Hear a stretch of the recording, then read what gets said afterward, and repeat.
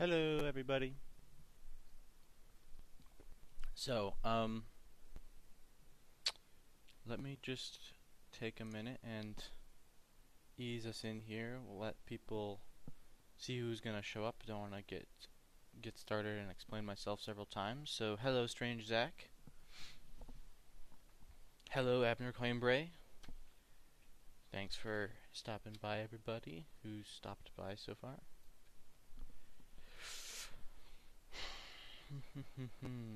It's very interesting. You should. Let me see if I can track down this article real quick.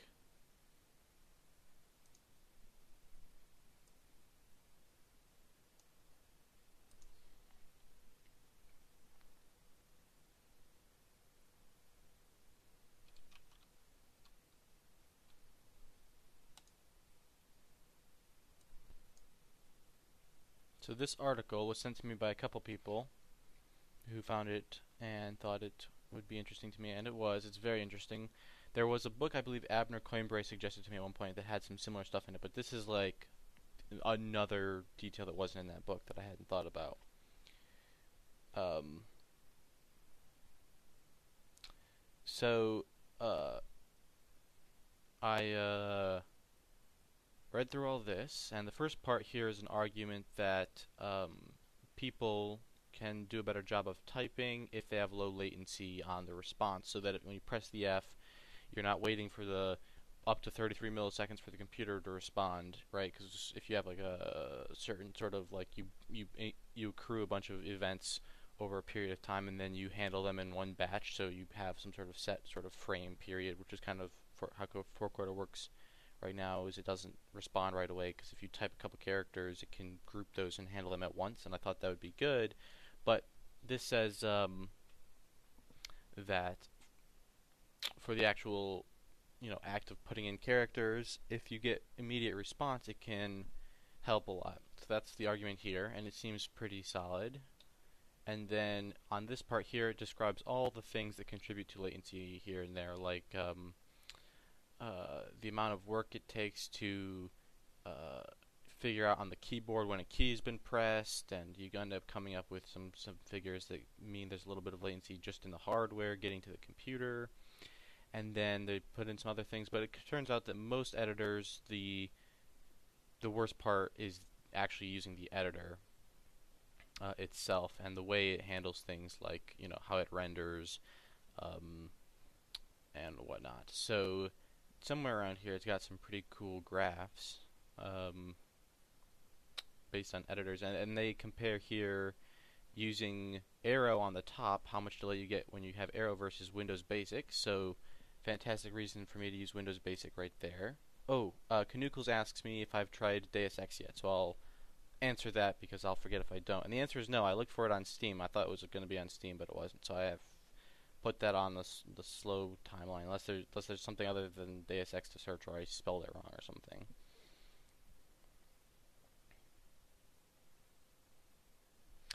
Alright, so Abner Coimbray is asking for details on what I mean by low latency, and his specific question is if I want to spit out a visual after each key press. And the answer is yeah, something roughly like that.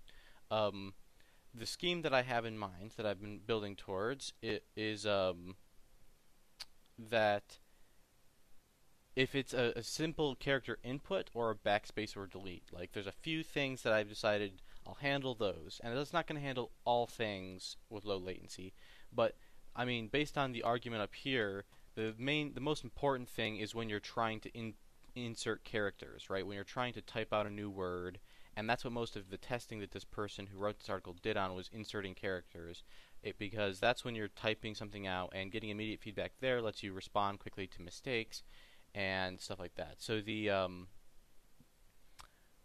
the main goal that I have is just that if I press a character that's going to insert something, if I do like a control character and that does some complex thing, like if it's undo, that will wait till that'll still happen in a batch. If it's copy paste, that'll happen in the batch the way it always has. So the goal is just to be able to, while you're building up, while you're going through the frame, if no event occurs that has to happen in the batch, and you get an insert, then you do the immediate response.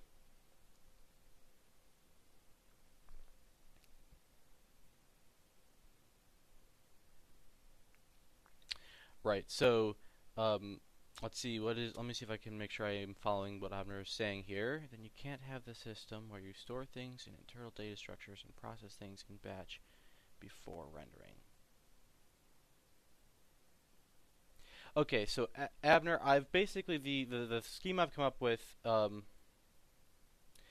The scheme I've come up with is meant to minimize the pain that I have in trying to get this low latency thing to work.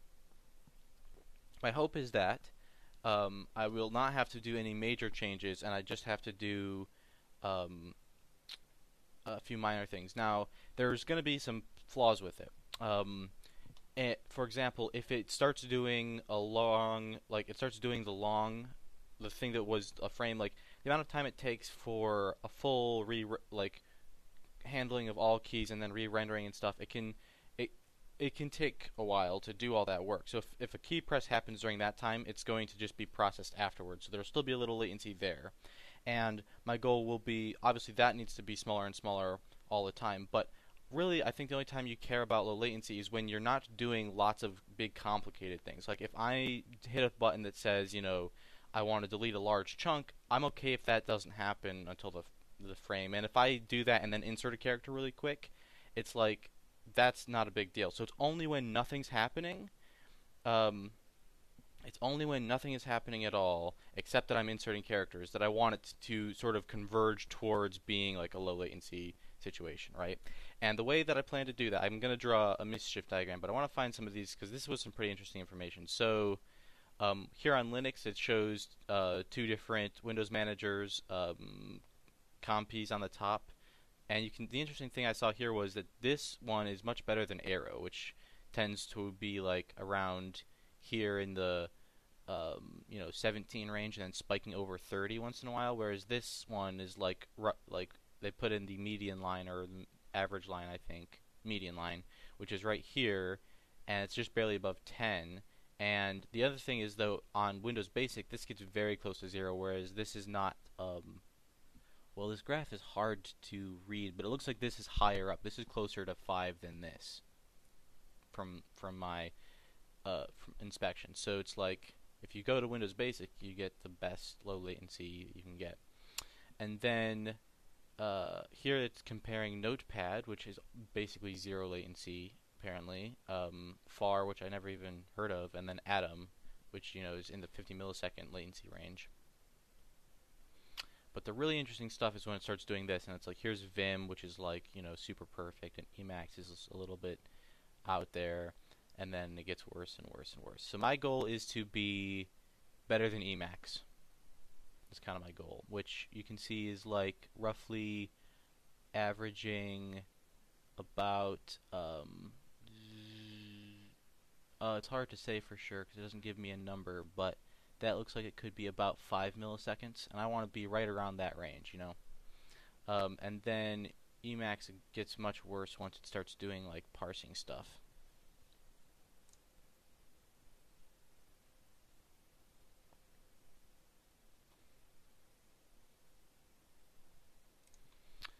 But let's see if there's anything else in here that I found particularly interesting. There is one editor which does super well. This one right here basically even beats Vim at like straight on 0 latency, which is incredible when it's in 0 latency mode. But then of course it's the worst when it's out of 0 latency mode. That's kind of interesting. But I'm not really going for that because I think what they did there was to like strip the editor down and try to just do a 0 latency experiment, and you could like shoot for that, but obviously I'm gonna have a little bit more than that, I think, because I'm not gonna go this nuts. So that's the article. I'm gonna post it in the chat if you wanna take a look, and I'm gonna move on to showing you my schema just a little bit, a quick diagram. So I discovered a bug about a month ago that I thought was interesting, something I hadn't thought of, and I haven't gone and like checked other like sources to see if this is how like everyone's doing it, because I just hadn't thought of this before. But the way I normally thought about games was you start processing your frame here, right, and then at equal distance you try to make sure that when you're doing game programming, you always start processing the frame they're all equally distanced, right, is the goal. You have some delta that stays perfectly constant so your frame rate doesn't change. You do some computation in here to compute the next frame, right? And that can vary. If I don't have very much work this frame, not much happens, and if I have a lot of work on this one, a lot of work happens, but I keep that within the range. And just as a thing I had never thought about before, I was always flipping the frame right there, right when it got done, which means I wasn't actually keeping a steady frame rate. This is something that had just never occurred to me before, right? So I was averaging, 30 frames per second, but obviously, like, the delta between these two frames flipping is much worse than the delta between these, which is smaller than it's supposed to be, right? So you end up with that situation, and what I think you're technically supposed to do is don't flip the frame until right here before you start the next frame. That way it's always on that synced boundary, right? Well, that wasn't happening in 4coder, and because of that, I was thinking I should fix this. But if I fix that, I run into a problem, right? If I put this frame flip here, then anything that happens, I have the frame ready here, but I don't show it yet. I don't flip it until here, right? If some event happens here that I can handle low latency, then I want that to happen as soon as possible. Like maybe right here, I've got that frame ready to go, right? So I took what I had here and I edited it, but I'm still not going to show it till here. So this reduces the latency, right? Because this means instead of having this stored up and actually processing it here and then seeing it here, which means it's like 33 milliseconds plus this, it's definitely only this, which is better, but that could still be like 33 milliseconds-ish, right? So I was like, that's not really great. It would get some events within the a frame sooner, but I want to see this happen right here, right? And it's kind of a problem because I have things that are like animations, like smooth scrolling, sort of animates as it goes, and the animation makes it seem like you want this steady frame rate. But then I got to thinking, well, I had this bug for a while where the frame rate was kind of actually variable, which is obviously not something you would want in a game scenario, but it doesn't seem to be so severe that I care, and I haven't heard from anyone that they care about it either. Like that maybe is not detrimental to the quality of the smooth scrolling. Now, maybe what I want to do is make sure that somehow I'm smooth scrolling a little bit more fairly by considering this delta to some extent, as much as possible, which might even be impossible. I don't know. But that aside, I was thinking, what if I just left this bug in and I just said that's actually what I want. I want to accept this variable frame rate. My animations won't be as pretty as possible, but they'll still do their job fairly well. And then when I get this event, I can flip it right here, right? I can get it right away, so that the only latency I have is the computation time from reading what the event is to computing the result, right? Because then that's my only latency, and that's latency that I can't ever really see getting around. Like, you could do some crazy hacks where you don't even edit the buffer yet, and you just figure out how to change the screen and then go back, but like, I'm not going to go that far. So this is the part that seems unavoidable, and if I got down to that, that would be best. So I'm going to go with this for now, unless anyone has some clear reason why this is not right. The alternative that I thought of, that if I'm really unhappy with that I could do, that's the one that seems simpler to code and possibly just less quality because of this variable frame rate issue.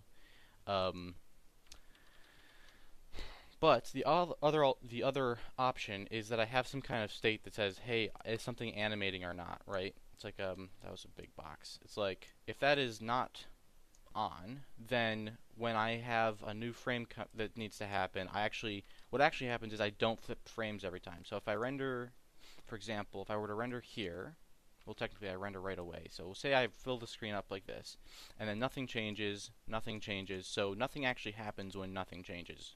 It doesn't render a new screen, right? And then the only time it renders a new screen is like here. It goes, okay, new character got inserted, it renders there. Well, if you're in an animation, then what I would do is, well, what I do right now is I just say, well, if something is animating, then always we have to do this render. But it's not really a state. It's just as it's running through the code, it says, is anything in the project of animating? And if it's animating, it says, okay, we're going to render this frame. And then the last thing it always does is it renders if it needs to. That's what it's doing. If I were to make a thing where I check this and say, hey, I'm in this state where I'm animating, and then when I get to the end of an animation, say this is the end, I uncheck that again, right? so it goes back to being empty. Then what I do is I check the state of this thing that says whether or not I'm in an animation. If I'm not in an animation, then I'm allowed to take an event and handle it low latency right away. If I am in an animation, then I just say always refer to the chunk time, right? And the nice thing about this scheme would be that I don't ever see, like, while you're smooth scrolling, inserting characters and then getting upset that they don't show up low latency, right?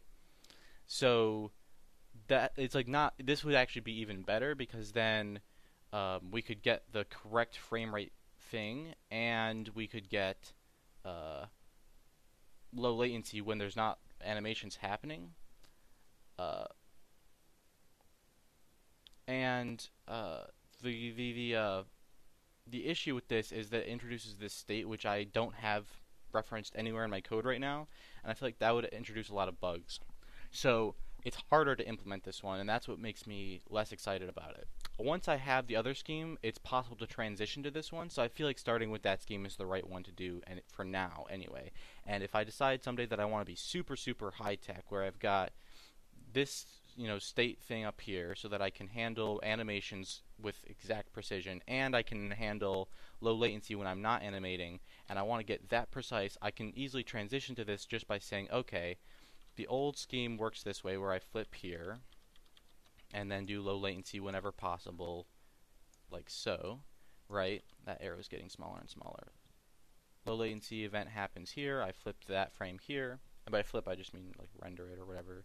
It's just the term I always use because of double buffering gets me used to saying flip. But you put the new screen up here, however you do that, whatever that means, because you might not double buffer to get this to happen.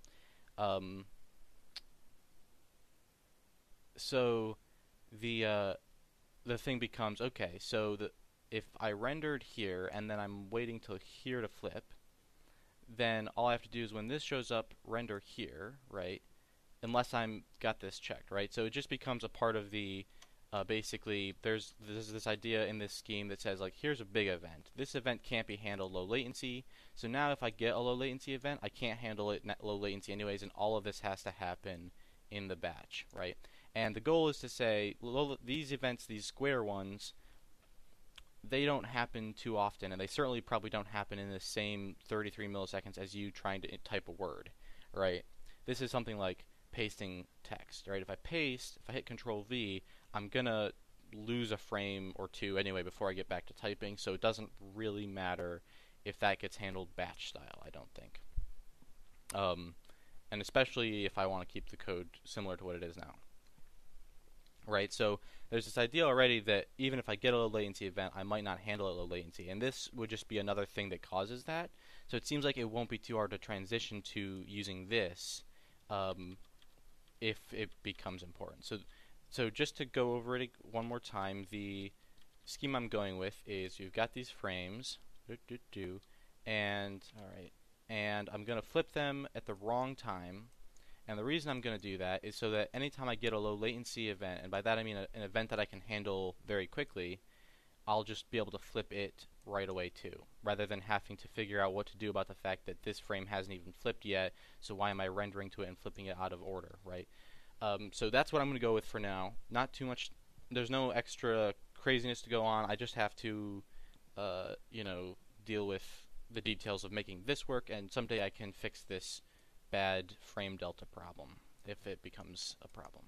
Okay, that I want to solve. Alright, so towards that I've been doing all sorts of stuff, and the main thing I've done is I've been reworking how input gets handled. And right now I'm still just sort of peeling apart the loop for everything else from the input handling, because basically the way it used to work is kind of what you'd expect in a game where while I'm computing, I let messages build up, and then I read all of my messages at once, and I, set up the input state in such a way so that it reflects that all these changes have happened, and then I go through the rest of the code using that data, and I let new messages build up that don't interfere with the input. And that wasn't going to work anymore. I need to, for low latency to work, I have to be able to receive an event when it happens. If I don't get messages until the beginning of a frame, then it doesn't matter if I can handle it quickly, I got the message too late. So I have to start getting these messages on a separate thread is basically my approach right now. And to do that, I figured what I really need to do first is I need to start peeling apart the state that contains the results of input messages from the code that uses that state. Like the thing that's generating the state needs to not be so intertwined with the thing that's using the state anymore. So I created this idea of an input chunk, which is one chunk of input. And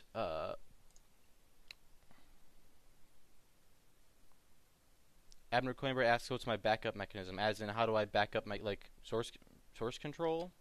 I have some Git scripts, and I can just do like git all, and that will do like all the work it takes to commit something and put a message here. And then every couple weeks, I grab a USB and copy the Git repository onto my USB. So I'm never going to lose more than a couple weeks at a time.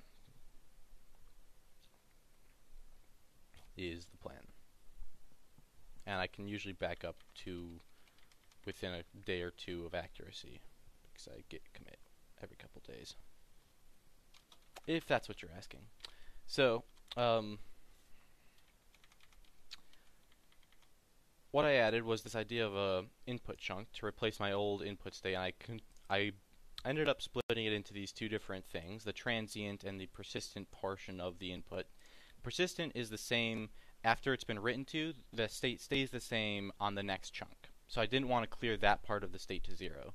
But this part I wanted cleared to 0 every time I used it. So I would build up some events. They'd be things like, oh, this key, like these keys got pressed, these keys were being held, the mouse wheel was used, this mouse button got released, etc. Whatever has to happen. Any event that happens and I need to respond to the event itself goes transient, and then the next, and it gets written there, and then I read it out when I can, and I use it, and then I clear it to 0 next time because that event hasn't happened anymore. Over here, it's like persistent stuff. Is the mouse button held down? Should the loop keep running, and so on and so on.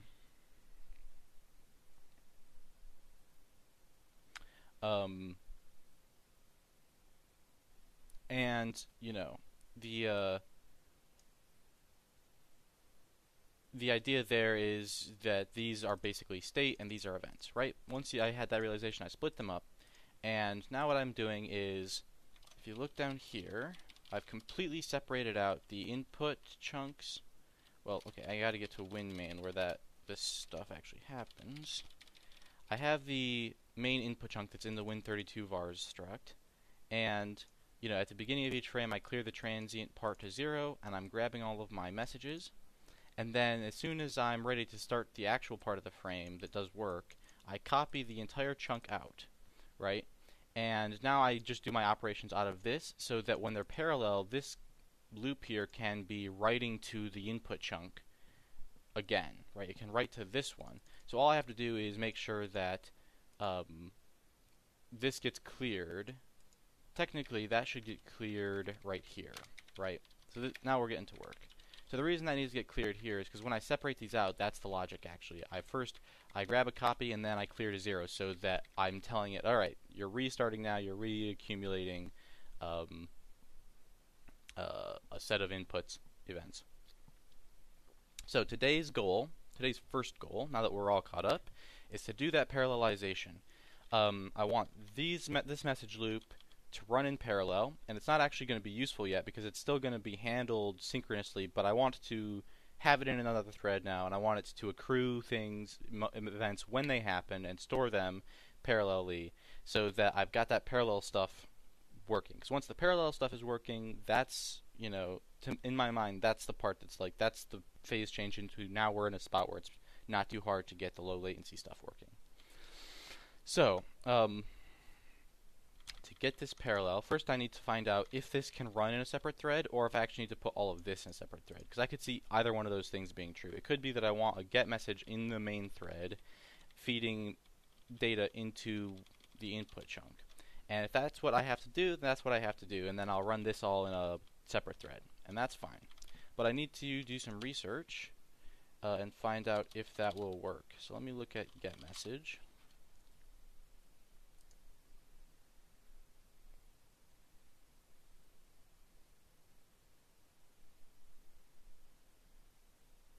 Okay, retrieve a message from the calling thread's message queue. See, that's right. That's what I remember it saying, and I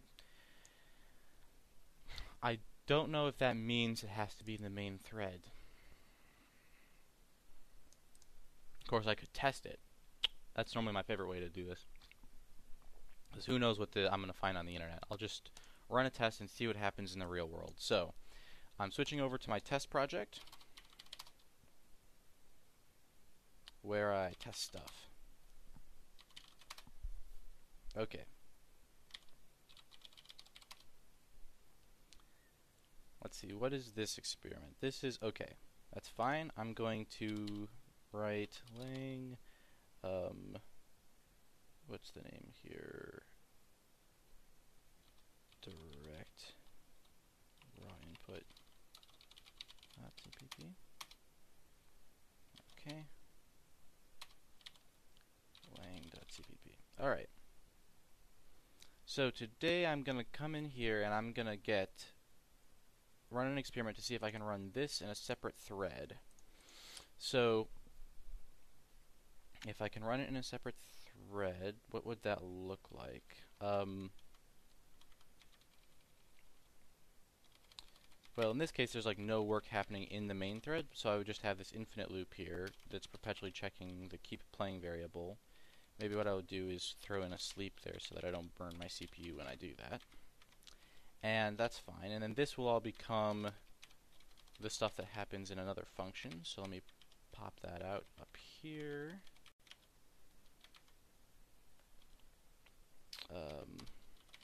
That will just happen forever.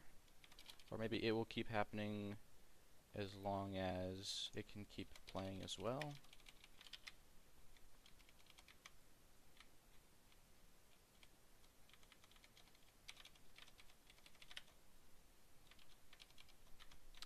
Alright, and this would be something like message handler, right? And now I need the signature for a thread function.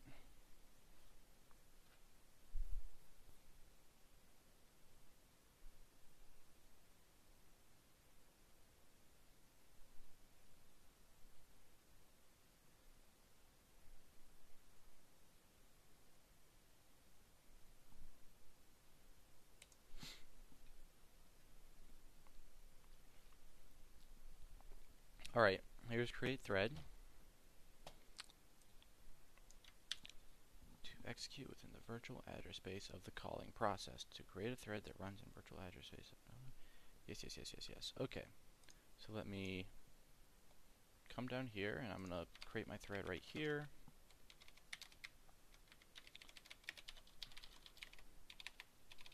I'll call this the message handle thread equals. Okay, security attributes. A pointer to security attribute structure. Fair enough.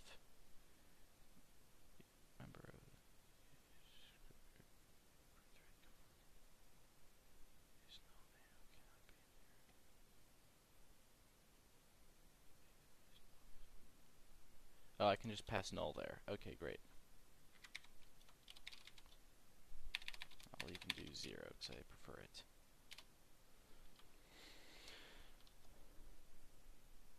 So there's our security attributes. Stack size.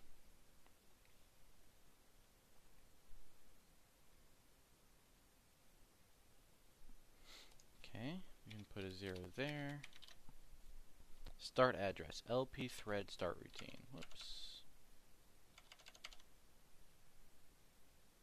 LP start C thread proc. Okay.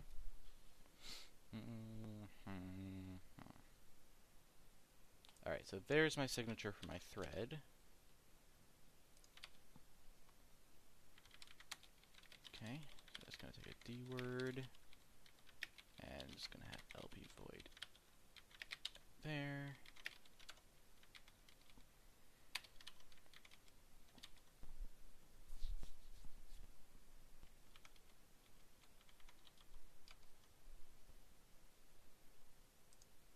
and then I want to pass that right here.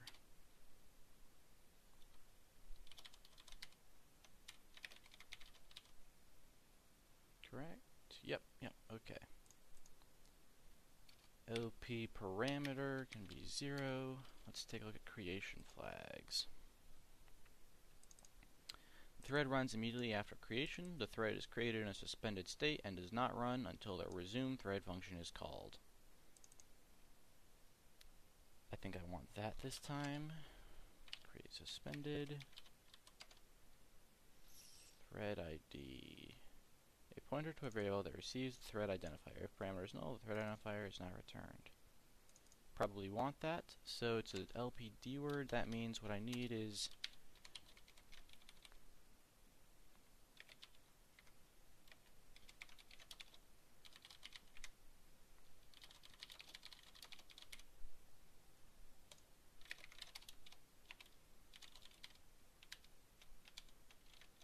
perfect. Okay. And then I believe I want to close the handle right away. Right?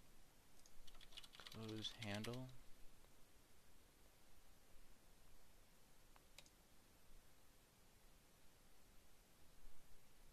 Yeah.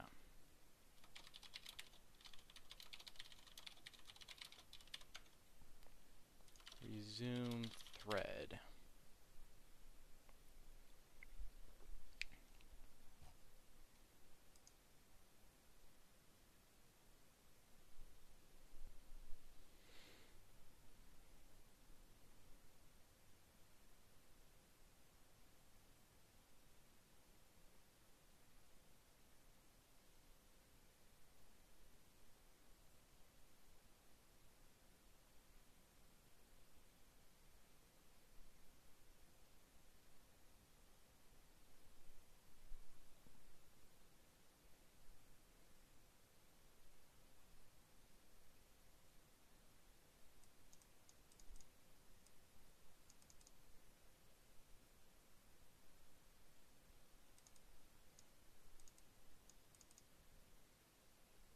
Alright, so this actually operates by thread handle, so that means I probably don't close it right when I said.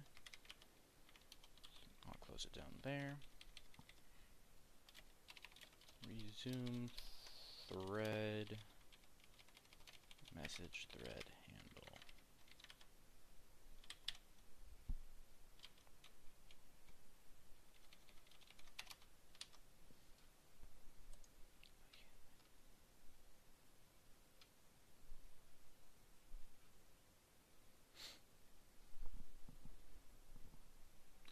Canucles, I would say that whether or not getting my golden array to work is kind of a terrible test, because it's actually pretty specific code to my project, and I didn't put any documentation in there or anything. It's actually pretty even though there's a lot of work I have available there, it's also not really meant to be easy to integrate into another project. So there's a very good chance that it might be difficult. And I also didn't do you any favors with crazy macroness or anything that I did. So I wouldn't say it's a fair test to determine whether or not you're any good. And in general, whether you can integrate other people's code into your project isn't necessarily the best measure of whether you're good. It's whether or not you can write a lot of code yourself. Because if you could just, the golden array, you could just read through how it kind of works and see and write your own. Because that one's not too bad.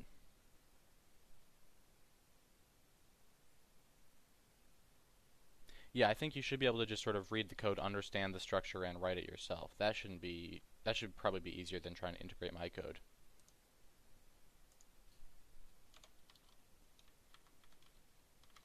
And even then, you shouldn't stop programming if you can't. Just learn how to do it. Learn how to do the integration.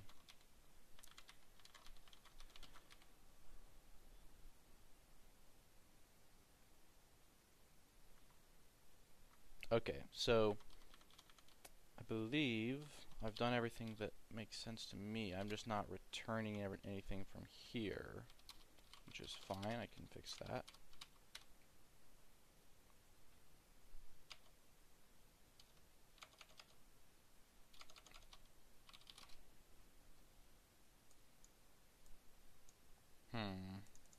that's no good.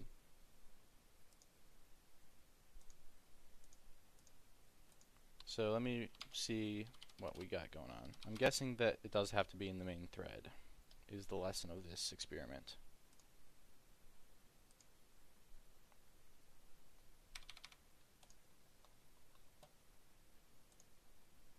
Boom.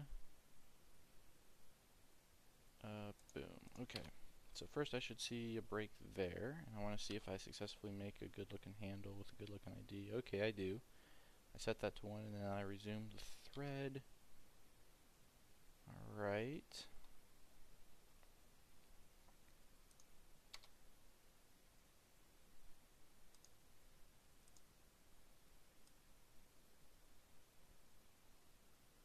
Yeah, that's not very particularly well behaved, is it? Here's the main thread sleeping, and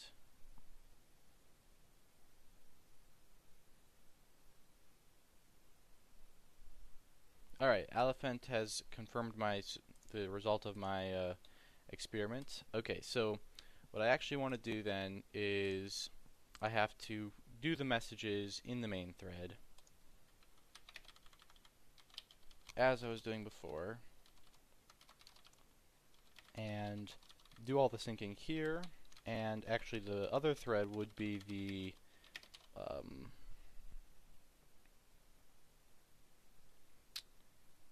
sort of updating.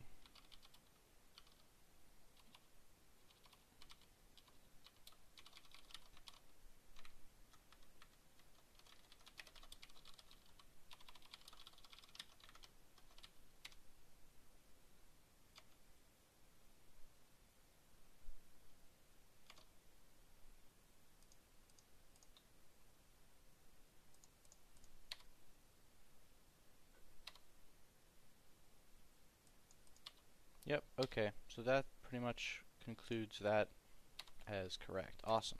Okay, so experiment successful. I have the answer to that question.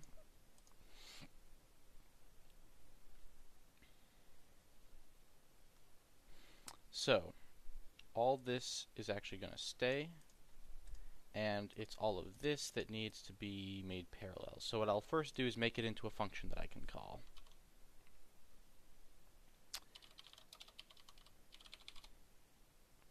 That has the right signature.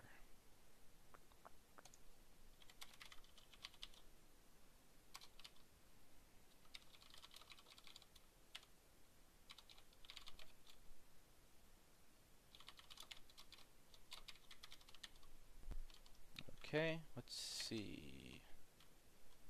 Everything at that level, right up to there. Boom. Okay. Boom. Now I'm not sure that I actually have any parameters because I normally just store everything in the Win32 vars struct at this layer, so that kind of makes my life easier. So let's see if I can just call update loop with a null pointer and get away with it.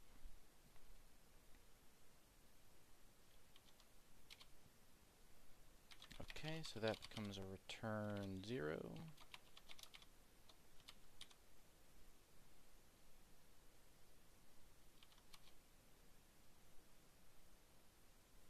Window handle, do I have that in Win32 vars, I wonder? Yes, okay, so where it says window handle, whoops. Win32 vars dot window handle. And you know what? Because this is, I'm just gonna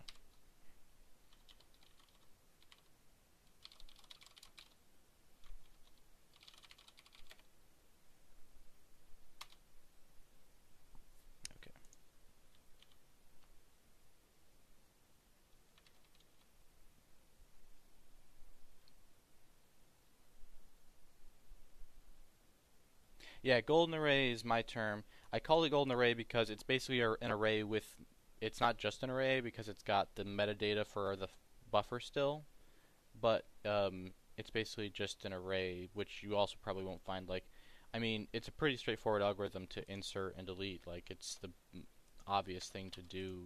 Like, it's just inserting and deleting in an array, basically.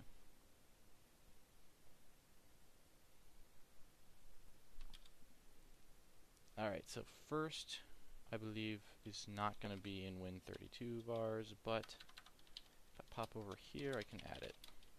It's like the one variable that's not.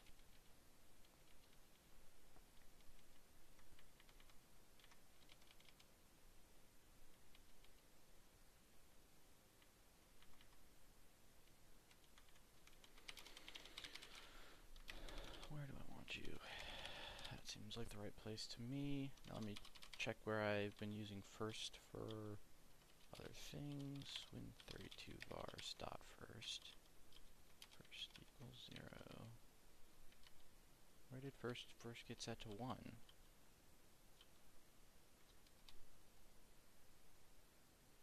Okay, it must be later on. There we go. Win32 vars dot first equals 1. I'll put you up there actually. Alright, HDC, you don't like that. That should be in Win32 vars, I believe. It isn't.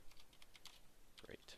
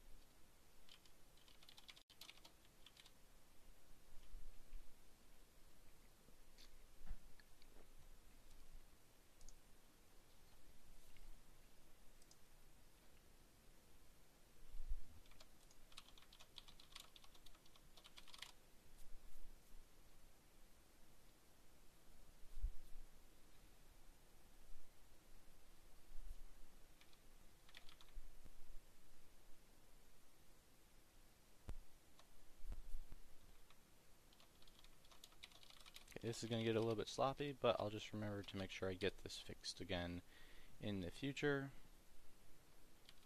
Alright. And at the end, you can return 0.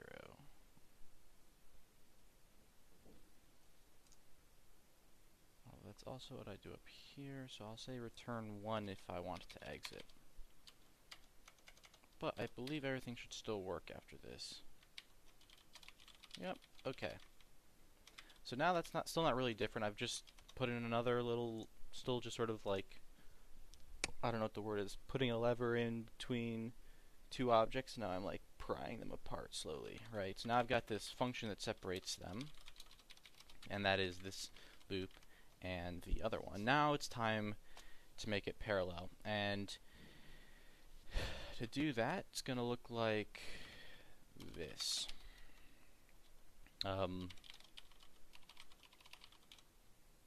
Update loop ID or thread equals create thread 0.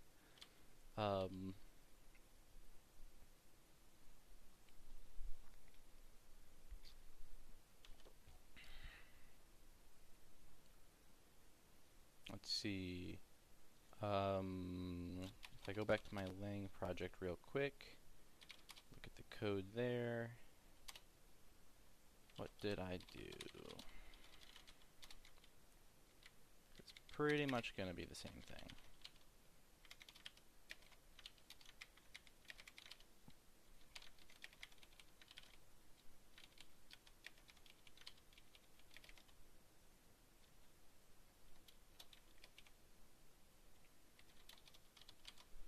Okay, so those need to get added to Win32 vars.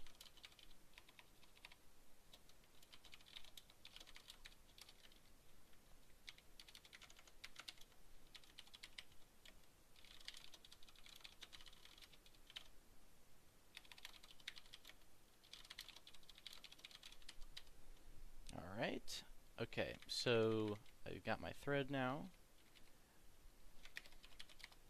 and profile start os input is not correct.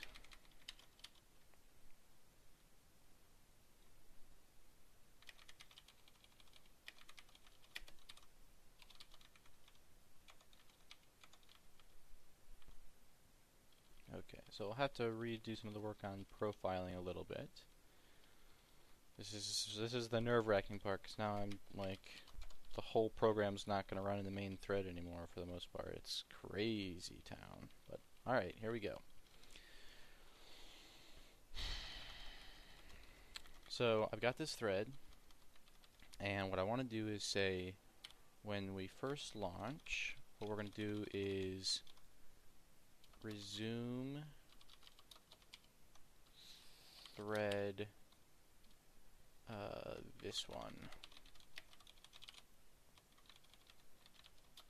Right? I could probably just actually let it start running right away, but I'm going to do it this way. This is what I'm doing. Alright, this one here has the job of doing get message now. No point in it being peak message anymore, and afterwards it'll do nothing.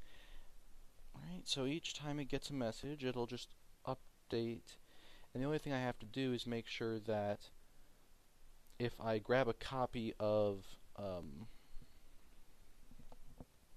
the input chunk,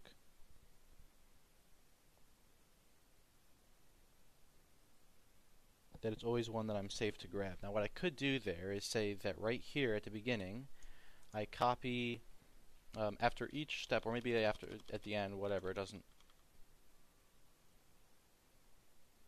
matter, does it matter? Well, let's just say once per frame, I did something like input chunk safe equals grab a copy of the input chunk. And this part here would be, you know, I would only do, I'd make sure that I never was doing that at the same time that I was reading off a copy of input chunk safe. So that I only have a lock on that one thing and not whatever other craziness might happen in there.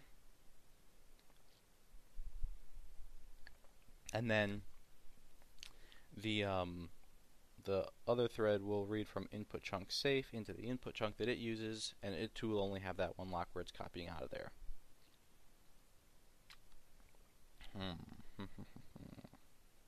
Is that overkill though? Can I just say, I don't know, that seems like probably a good call. So I'm going to say,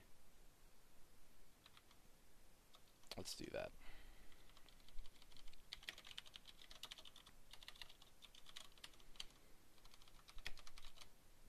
Now, do I want it at the beginning or the end? If it's at the beginning, then the state will be wrong until, yeah, I think I want it at the end, because then as soon as I'm done processing a message, I update input chunk safe, and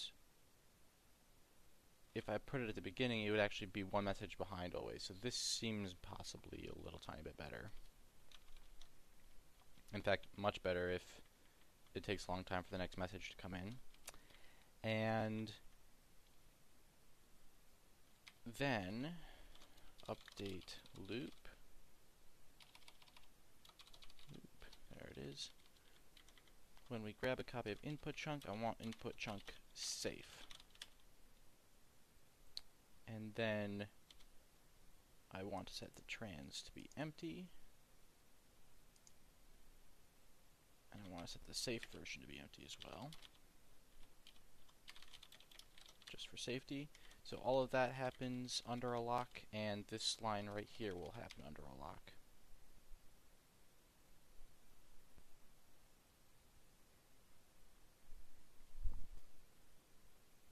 You can hear system sounds like bings and stuff, because I don't even have my speakers doing output, so...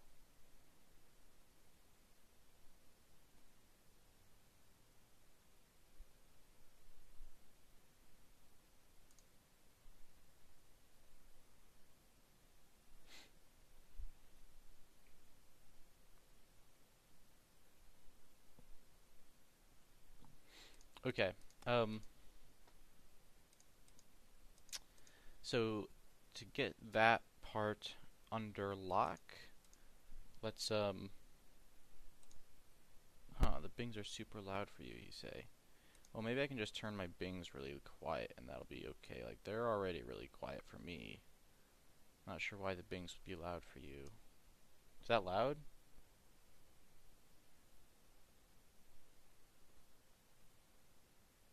I can't even understand how you hear it, because look at this. I don't even have the speakers on. You shouldn't be able to hear anything.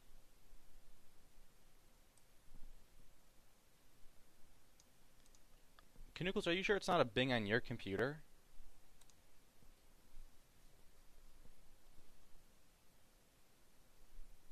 Yeah, it was probably a bing on your computer. Alright, so you deal with it, not me. Okay. What I need now is a new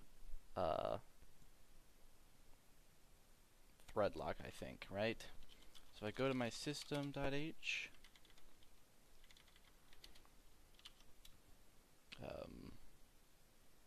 update input lock. Okay. And then I can just use the system function, system acquire lock, input lock.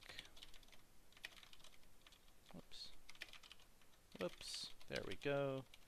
System release lock, input lock. And then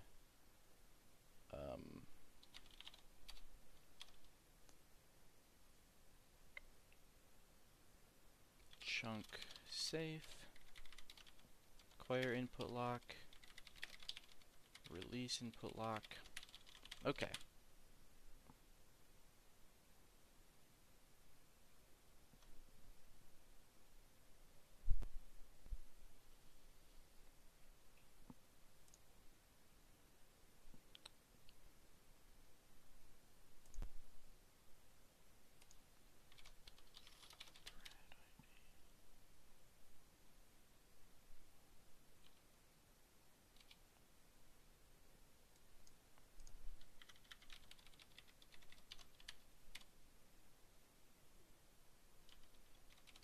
I'm gonna keep playing first, because if I stall on that and I don't get a message for a while keep playing is false, it'll be weird, right? Okay, well, this could be catastrophic. Let's find out. Oh, interesting.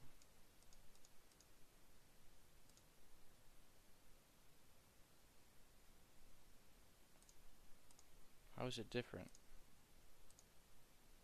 I just built it. Maybe it's just the for loop instead of the while loop that's different. There we go.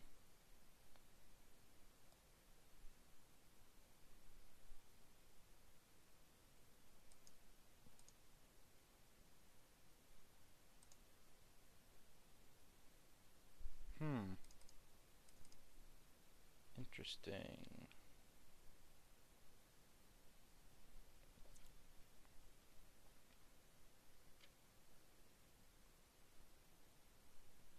Yeah, the update loop's not technically even a loop yet, so I gotta fix that. But it's running through here. It's just done if redraw, then Win32 redraw screen. Window HDC. I wonder if I need to lock the screen as well, which is not awesome. Or maybe it won't let me redraw the screen on this thread. That could also be it.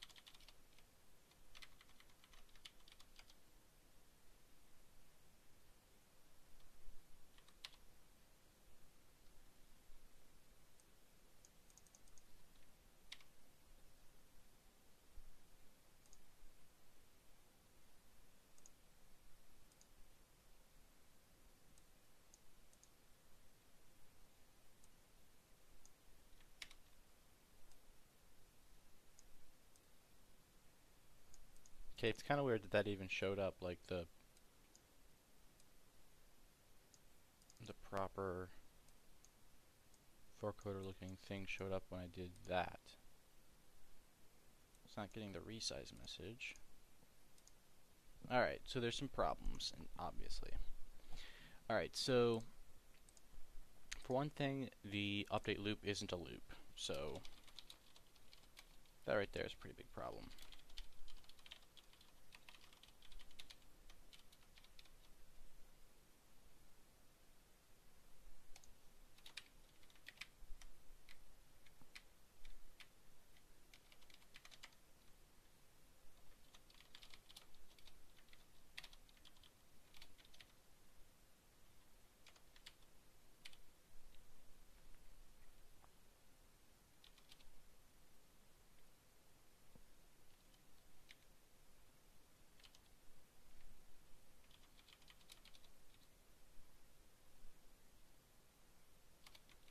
Oh, I see. It's not input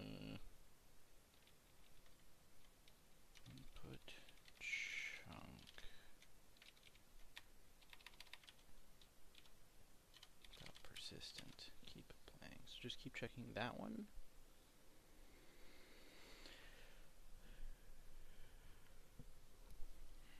At the beginning of the loop. Check that one. Then read everything out of here. And if that is 0, get out. But that won't actually happen ever, so that's kind of gone now.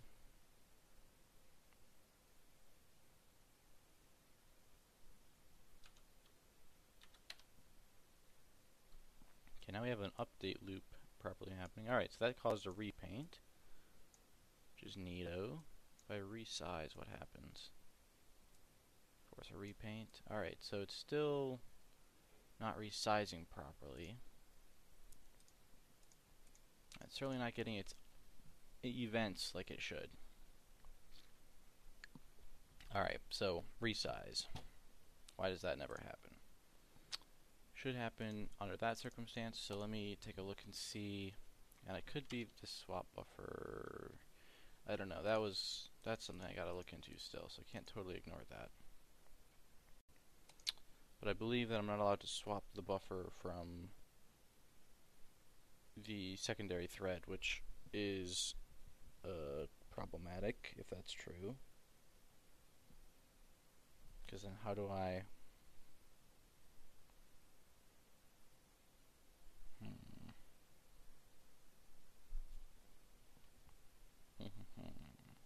Well, first things first, why is resize not working? 1166.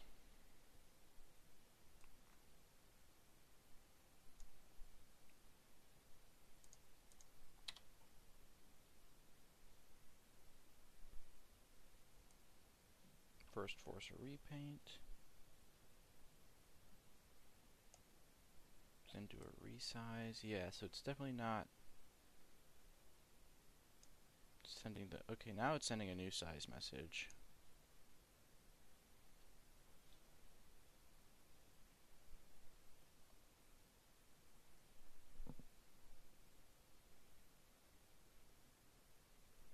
Okay, I understand. So when you're resizing a window,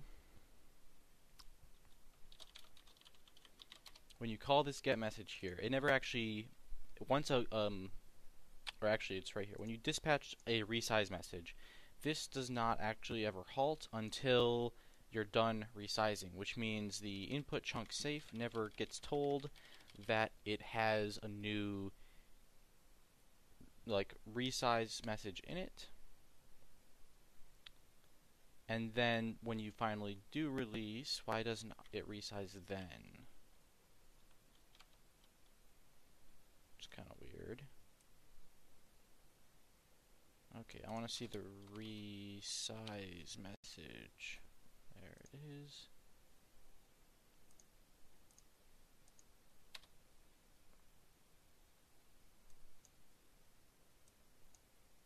Okay, so it does set all of those. New width, new height. Alright, okay, great. And you can see it's in like this really deep hierarchy of function calls. Eventually it comes back here, writes that to chunk safe.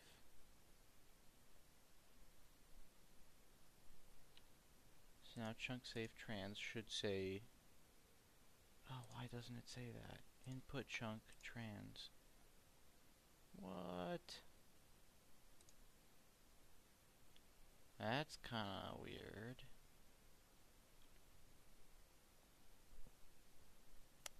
Oh, okay, so...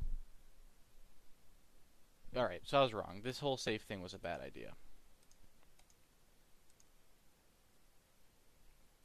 Or it wasn't, I just did it wrong. I can't clear input chunk trans because if I clear that one, but I need to clear it because if it's got stuff in it that I've seen, once I see something I want to clear it. Yeah, so having this safe thing was a bad idea. It'll be a little more work than I wanted it to be, but at least it will be possible to make it work. So that's gone.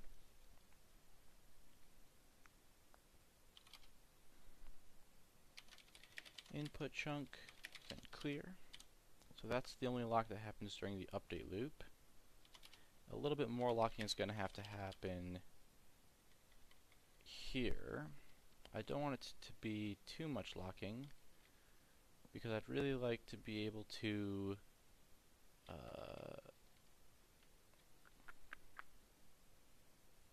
well, we'll see.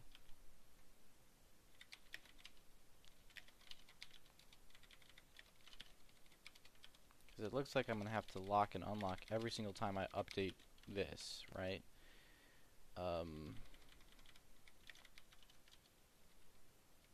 I could also say that I just lock here and then I unlock here, but as I said, if I do that, if this dispatch message takes a while, it hangs the main thread up. Or it hangs the update loop thread.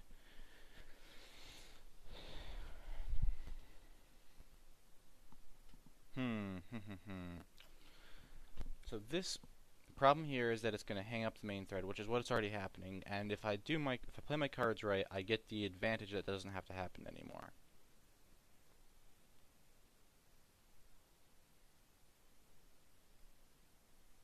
All right. I'm thinking with this one, I just want to not do that, and then I'll throw that there. I'll throw that. Wait, let me undo because I do want to put that code somewhere. Update loop, no underscore. There we go. So when I get the input chunk, I release that, and then what I'll do is I'll just say my input chunks caps lock. I'll get that on this thread right away. And then, well, technically that should just be, yeah, that's wrong right now, but I'll make a better version of that soon. Because I can just do that the way I'm doing other control keys now. And then the other thing I have to do is I have to, let me go back to WinMain real quick. Get message. Okay, so I'm going to clear a lock here and release it here. And basically anywhere where I write to input chunk, I have to lock. Once the, like this right here is concerning because is that correct if I'm not locking? But the thing is the update thread never writes to this, right? The only reason that I have to lock when I write from this thread, and I have to lock when I read from the other thread. That's the rule. So all of that is fine. Yes, yes. Okay. Acquire lock. Release lock. Again, I don't need to lock if I'm writing to it. No, I do need to lock if I'm writing to it. Sorry. Input chunk dot repaint. I'll do it for. I'm not sure what to do with this one because I said I was gonna like have this like repaint variable that I just set to true, and then this wouldn't have to happen there. We'll see what happens there. So I'm hoping to eliminate some of this. Maybe just tell it that I've done the paint even though I haven't, and then do it on the other thread maybe.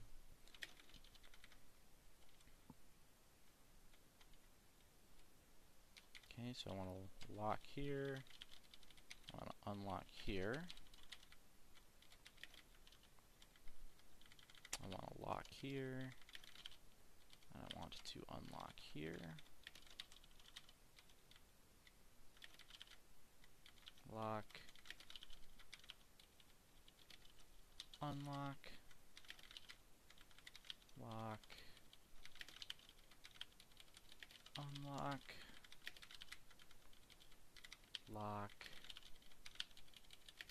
Unlock. Lock. Unlock. Lock. Unlock. Lock. Unlock.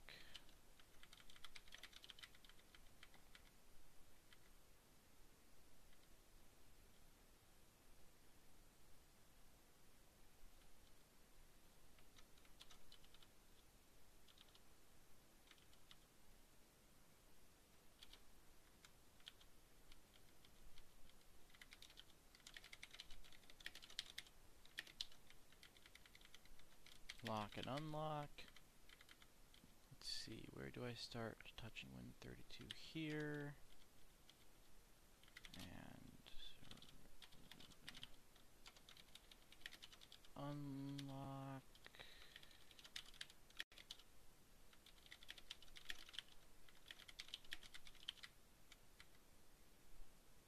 Okay, so that was the whole thing.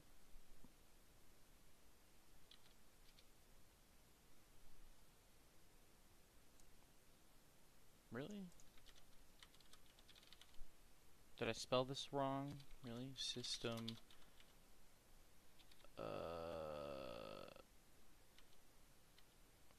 Pretty sure that's what I call it.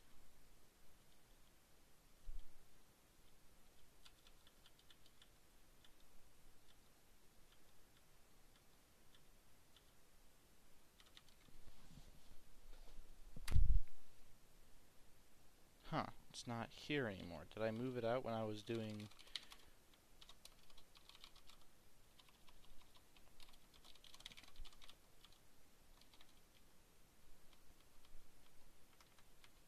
There's definitely an acquire lock function somewhere.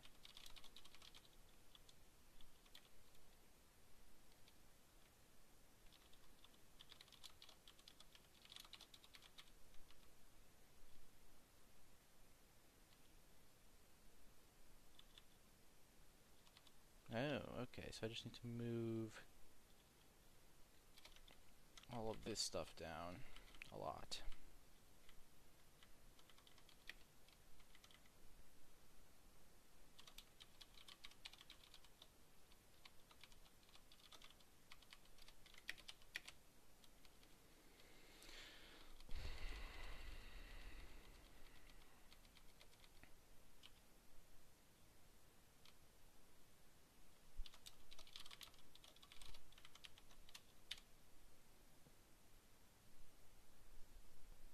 There we go. Still not perfect, but there's a redraw. Okay, so that's causing a resize as expected now. Which is not exactly working, but again, I'm not able to redraw from the update thread yet, so that's kind of explaining that. I have to just trigger the redraw somewhere else, and then I'll... Ooh. Actually, no, the size is still wrong.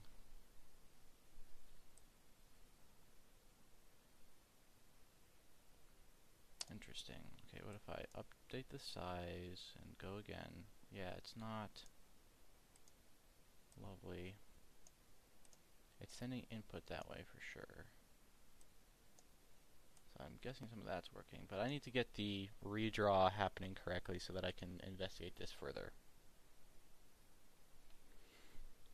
Alright, I'm going to take a short break. So take a look at this while I'm gone, and I will be right back.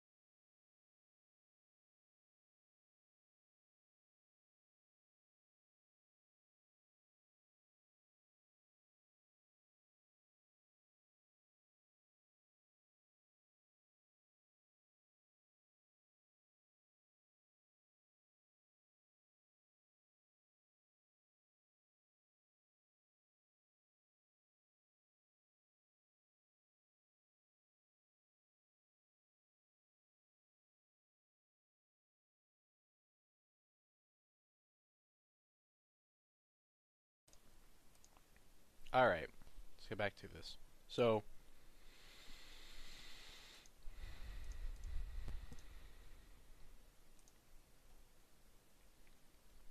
the thing I want to deal with right now is the fact that nothing is being redrawn. So what I want to see is if I just redraw screen every time, if that makes any difference. Whoops. No. So the lesson seems to be that redraw screen doesn't work on this thread.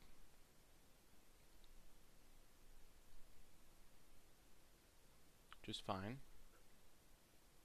We can deal with that. Boom. No, not there. I want a breakpoint on the redraw screen. Why is there not? Oh, it's way up here. Okay. Boom. Yeah, it's coming through. It does no work at all, which is fine. Doesn't have anything to do this time.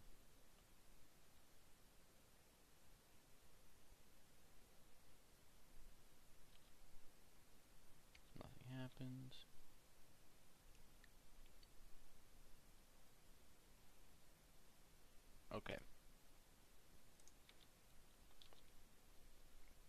So it is calling that from the update loop, but it only redraws if the operating system actually asks it to. Or if the main thread, not the operating system. But if the main thread asks for a redraw, it'll work.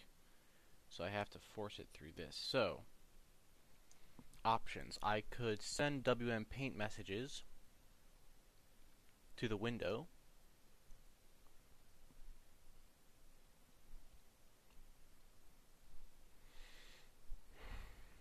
But first, I'd love to understand why it's not working and see if I can't just... Well, ultimately I want it to probably not redraw on either thread. Like, I don't want to introduce locks where I have to lock before I launch redrawing. So probably the responsible thing to do is to say I'm going to send a WM Paint message to the window myself from the thread that wants the repaint to happen. So that spot where I took off swap buffers, I'll put it back on, and then down here where I do redraw screen, I will return it to its old state.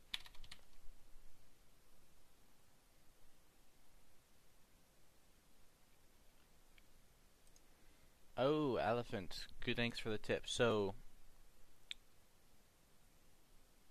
GL functions will only work in the thread that the context was made current in. Can the context only be current in one thread?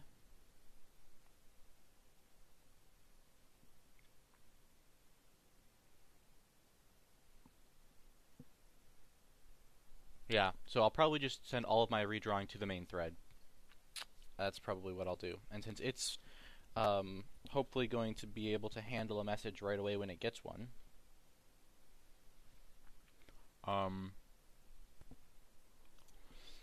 I feel okay with that. So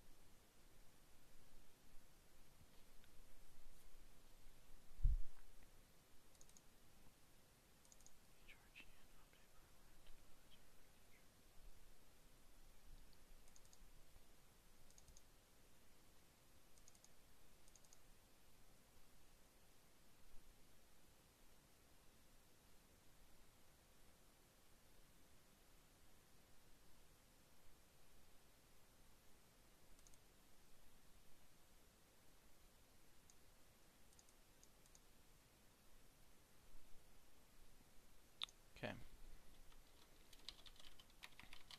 let's try this. This could be what I want. So win32 vars dot window handle 000.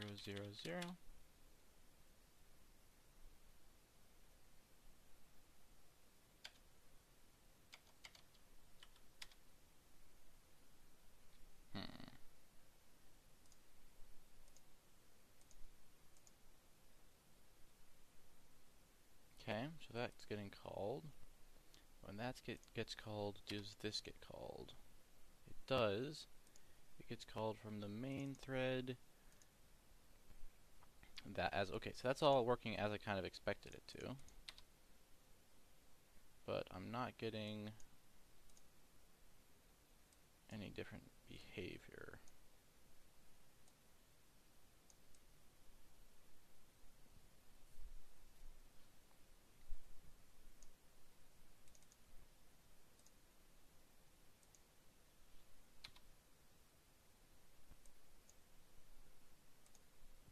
Alright, I'm gonna have to pull this window totally off screen because I can't. Okay, there we go.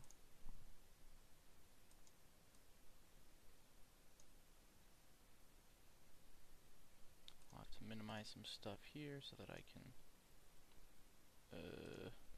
Oh, there we go. I triggered it again. Minimize you. That triggered it again. Again. Okay. Now it's definitely not triggering any redraws anymore. So something is still wrong. Redraw from update. Let's go ahead and say we do this every time. See if I can get that working.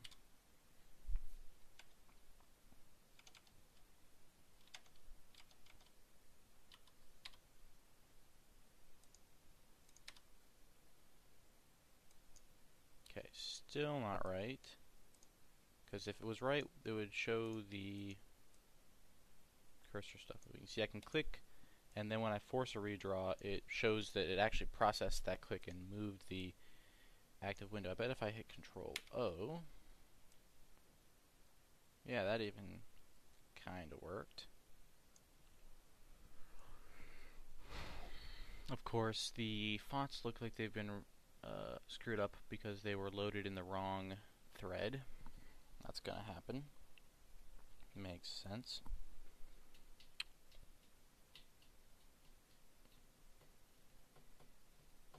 I guess I should just think carefully for a minute about which thread, if I need them both to be able to render and use OpenGL or not, because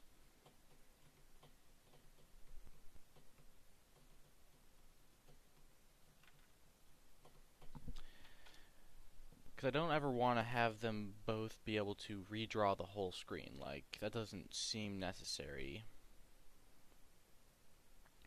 I want the main thread, or the updating thread, the application thread, to be able to say when it wants a redraw to happen, but it doesn't actually need to do that work. That can be passed back to the main thread. And the only time that I ever interface with OpenGL, and not during the this function here, the only time this is not the thing that's in charge of OpenGL, is when I'm loading in fonts. So if I only ever load font memory in and store it during that could be an interesting approach.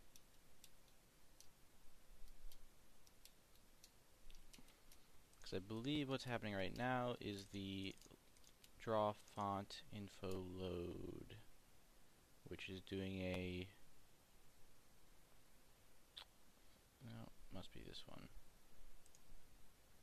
Yes, I'm guessing this must be happening outside of the main thread where the context got created. Okay. Actually, that's all happening under WinMain. It's a little weird. But I'll ignore that. I still haven't figured out how to get this to redraw every frame from the update thread.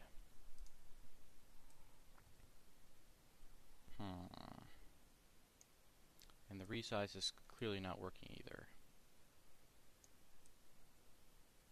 Okay, so resize. You probably can't do the resize because this is the wrong thread to do it in. So I'll actually probably go back to the old method of resizing. That was probably the best bet.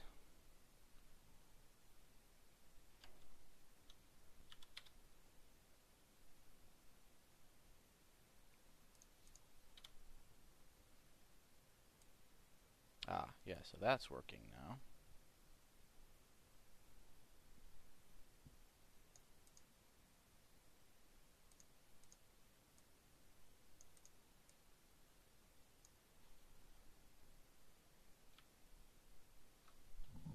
Yeah, okay, so that's completely correct. Um,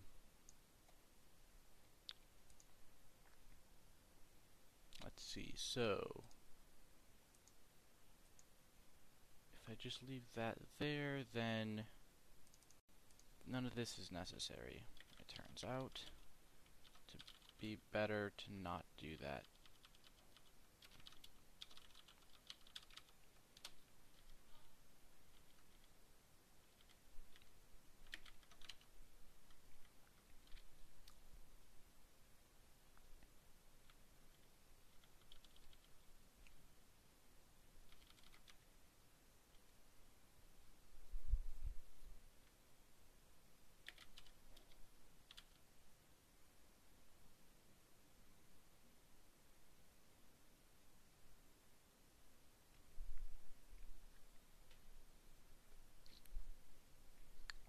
Okay, so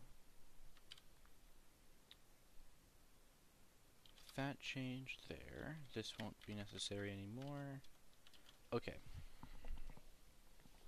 Now my main question, why is it not repainting when I think it should? Okay.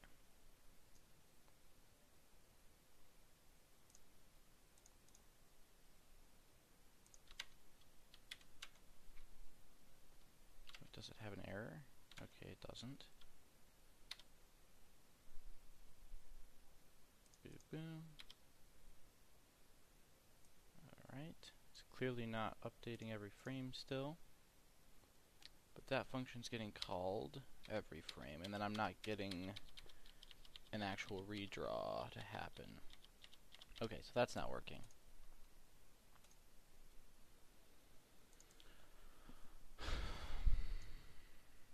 A handle to the update region. If both HRGN update and LPCR update parameters are null, the entire client area is added to the update region. Okay.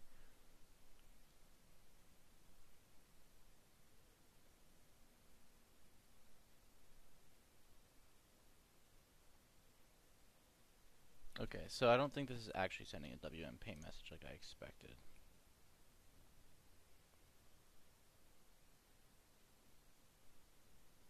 When read is used to invalidate part of the desktop window, the desktop window does not receive a WM paint message. To repaint the desktop, use RD erase flag to generate a WM erase. Cause the affected window as specified by all children. WM manage paint, erase background paint message, function returns.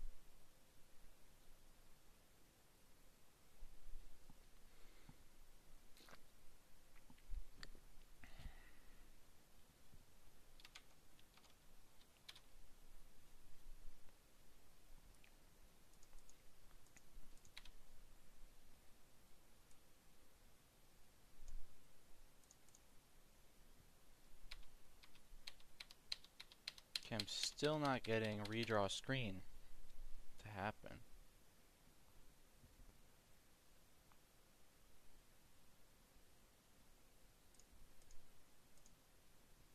Okay.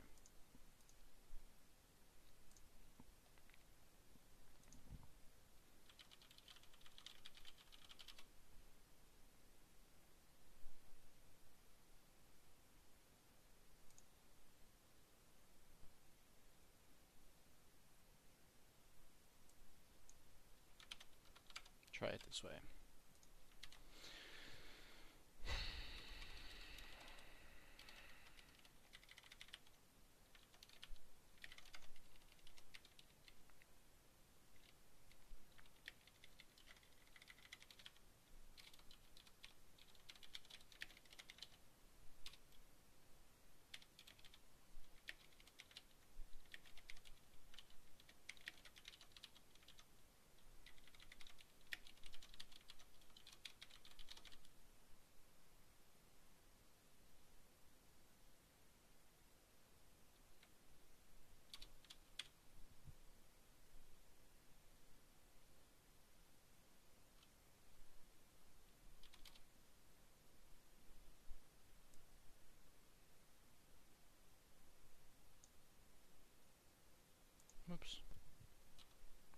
Hi, Quickly Games. Yep, I'm still working on getting the threading stuff to work.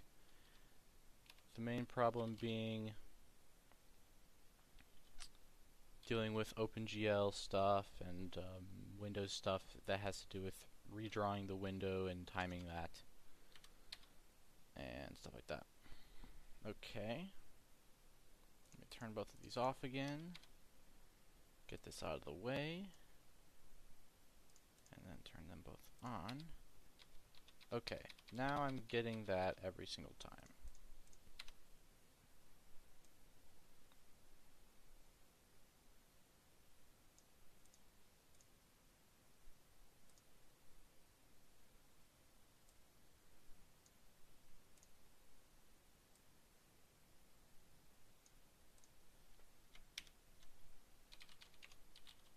Actually, we're looking okay now. We gotta deal with this font rendering crap still, but we're looking okay now. Okay.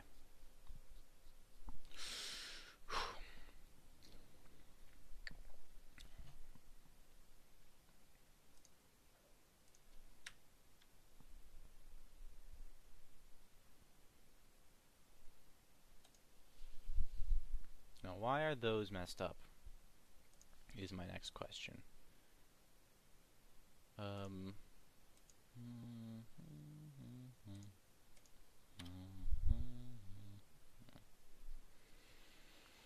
mean, in general, I wouldn't expect them to work, but in this particular case, it seems like they should be working because the font load is actually happening on the main thread because it's happening during an appnet call.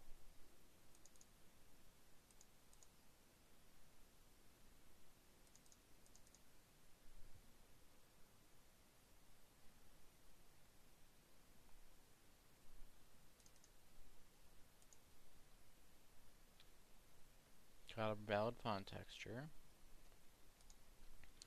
Just let me check the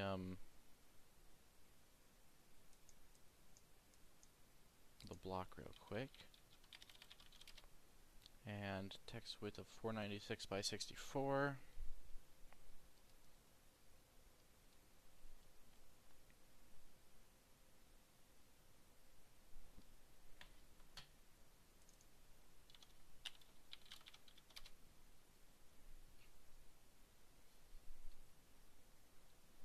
Two 62144. Alright,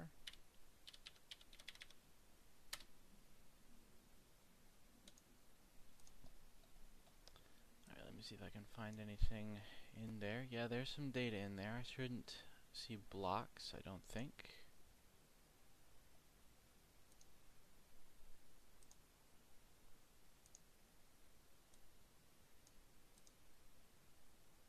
Not sure about this data, because that's sort of chaotic.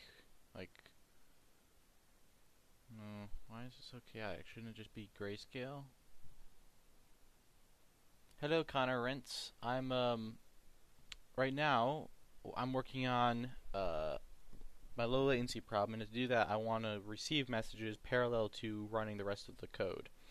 And the issue that I'm dealing with now is that I've got it rendering, as it's supposed to, but it's not like it's rendering every frame like it used to, but now it's not using fonts correctly. And so I'm taking a look and seeing that everything here is okay, but obviously it's not gonna be. So somewhere in there I need to get like a GL error and see what went wrong.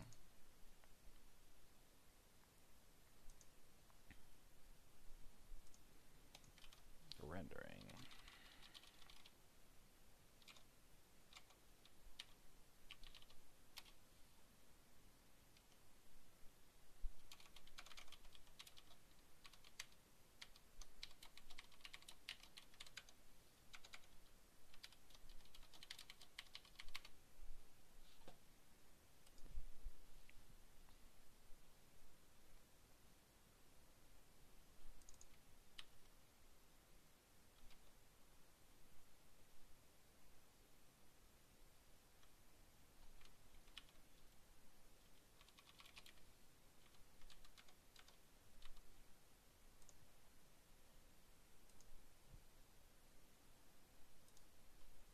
Connor's asking for the lines of code, so I'll take a quick peek. Oh, I'm in the wrong project on the command line real quick.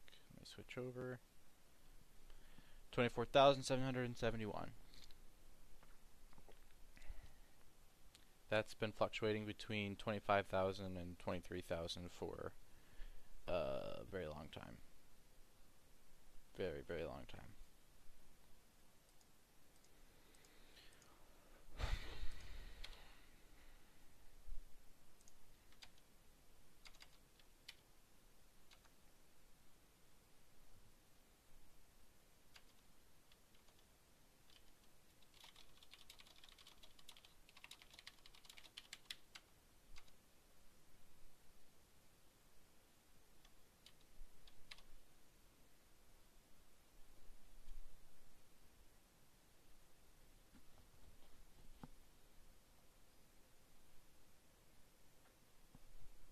Okay, if it's claiming the error that there's no error, that's kind of weird. Look at the next one. Okay, so it's telling me no errors. Let me keep looking at this data because there's something weird about this data too. It should be grayscale and it's not.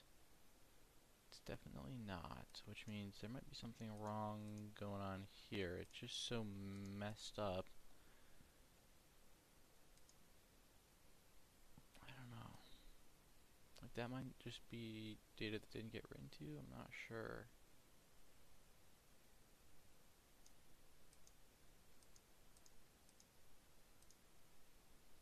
Unless this is... Oh, this is by byte. Okay. So that explains that.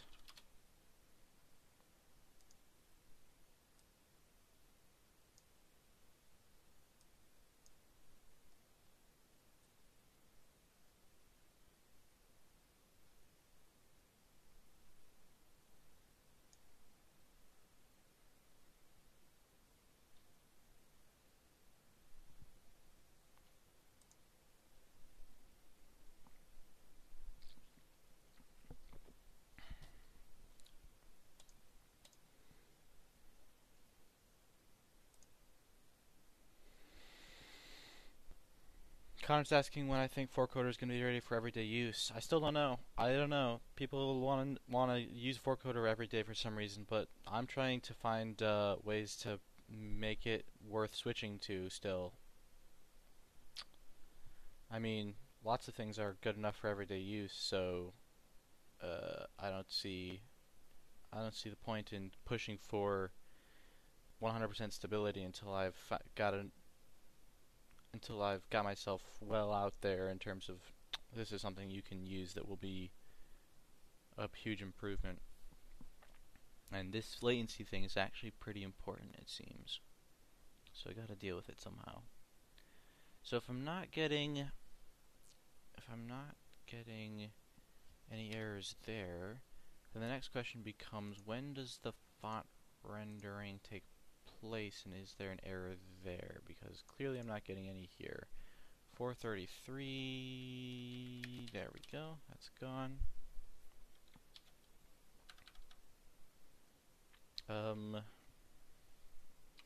Launch rendering, private draw glyph.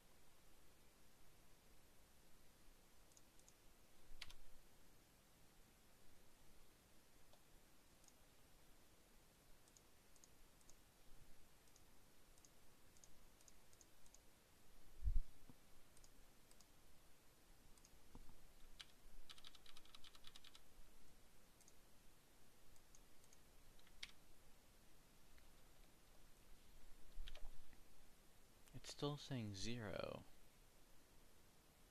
And what was the texture just now? Oh, the texture says 0. Why does the texture say 0? Interesting. That would be it right there, because when you set a 0 texture, you just get rectangles. So, why is that happening? That's weird.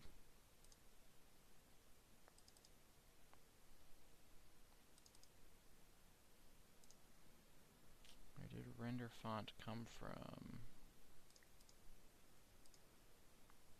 Is from the target's font set.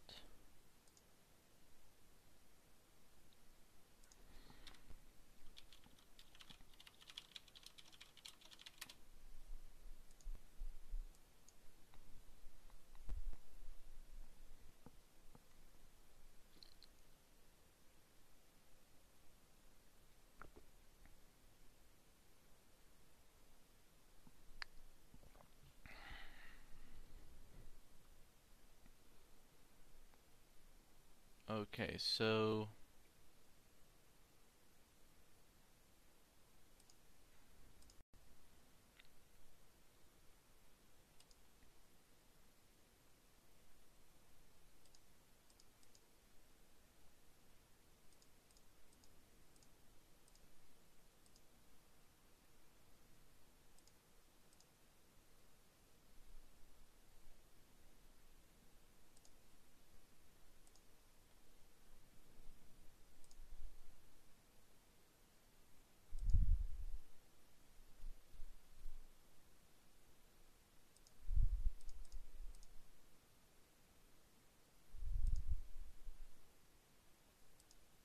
okay, so font ID 5 means I go to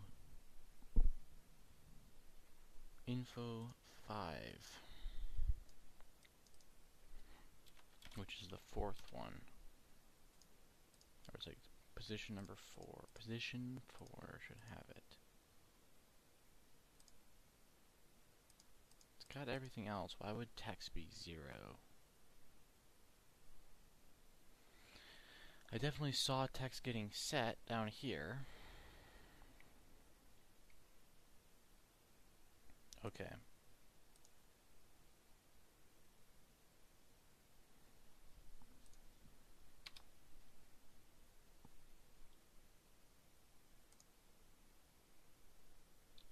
Two, three, four, 5. Oh. Oh, I understand. I understand. Okay. Yes. So there's no errors until... Okay. I get it. I get it. So just to confirm my hypothesis,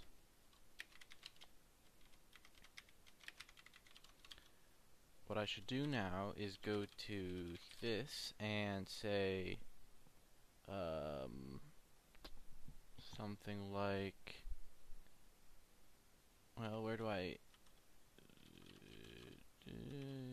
appinit, yes, or hard code styles, yes. Okay, so you're going to be fonts plus 0.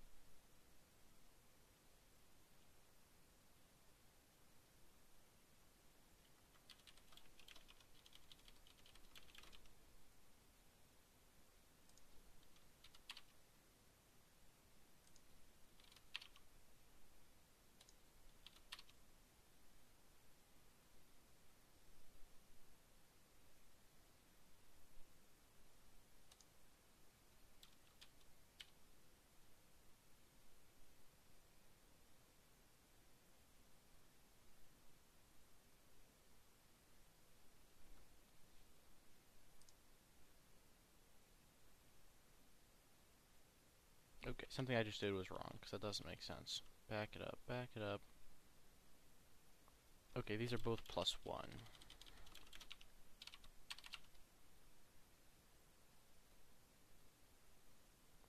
2 plus 3 plus 4. Okay. And then I just need to make sure those line up, because all I've done so far is... Right, okay, so take Liberation Sans, move it back to the top.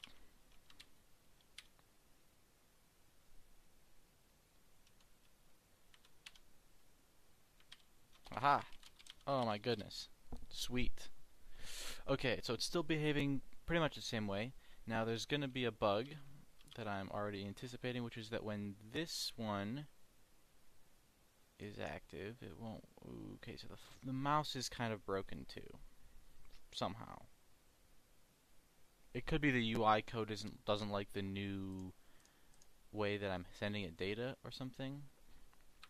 Keyboard's totally working, and like the click there works. So I'm not sure why that was messed up.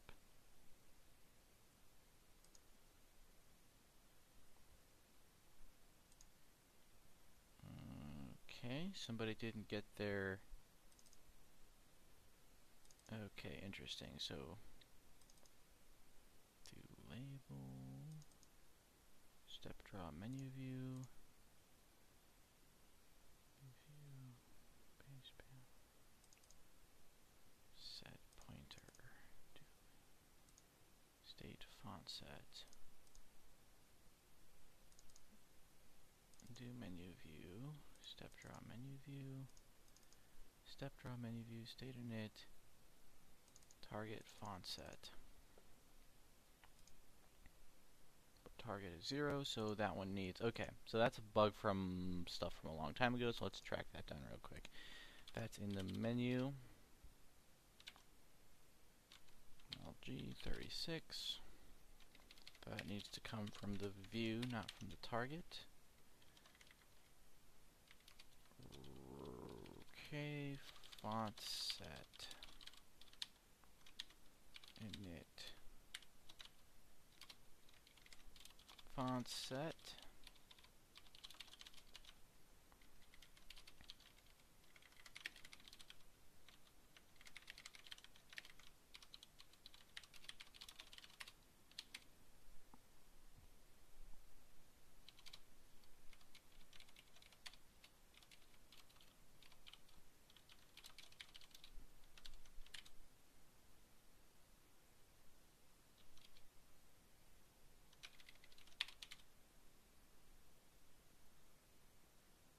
Great. Okay, so that's fixing that.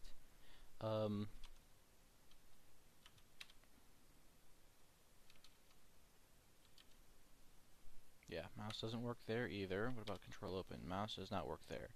So it works for the panels. The cursor's messed up too. We'll have to deal with that. But it doesn't work for any of these things. I can't even get the right response when I click.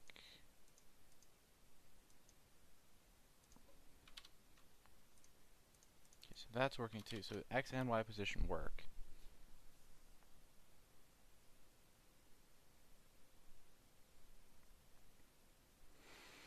Okay, so let me take a quick peek at the interactive view file.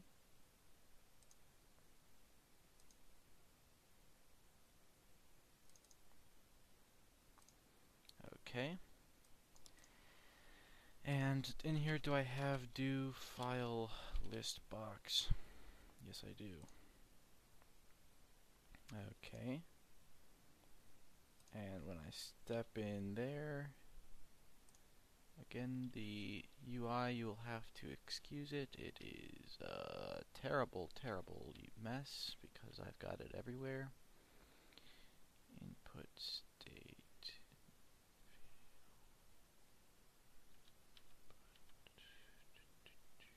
Yes, yes, yes. Don't care about that. Don't care about any of this. Okay. This is the fun part right here.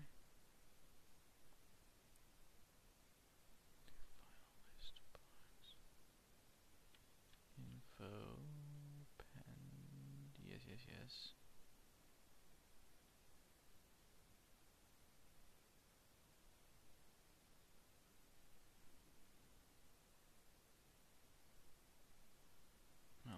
breakpoint in there, and then I'll stop, whoops, stop going to this one.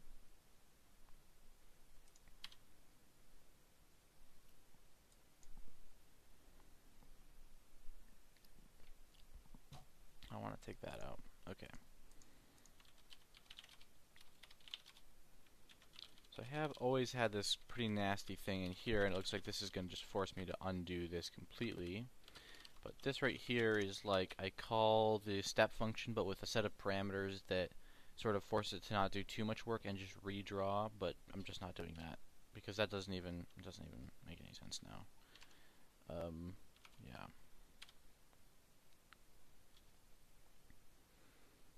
Okay.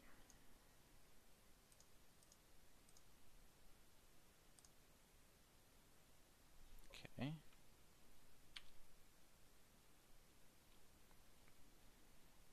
So what does that do? Why don't I see the for loop that does UI do file field input for each key?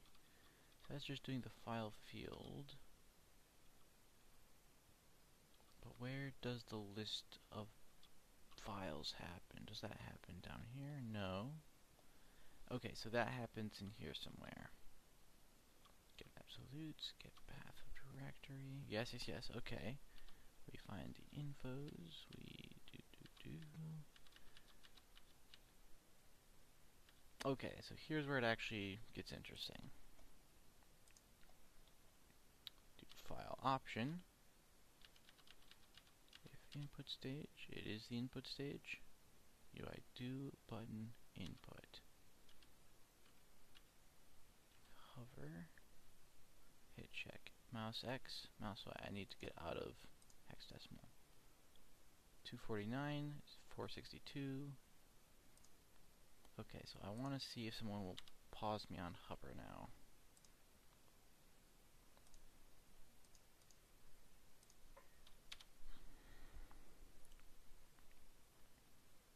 Okay, so it does detect my hover. Puts that in the state even. Release L is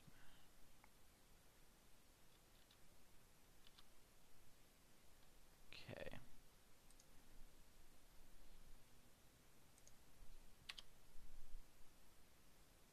Oh, is it back?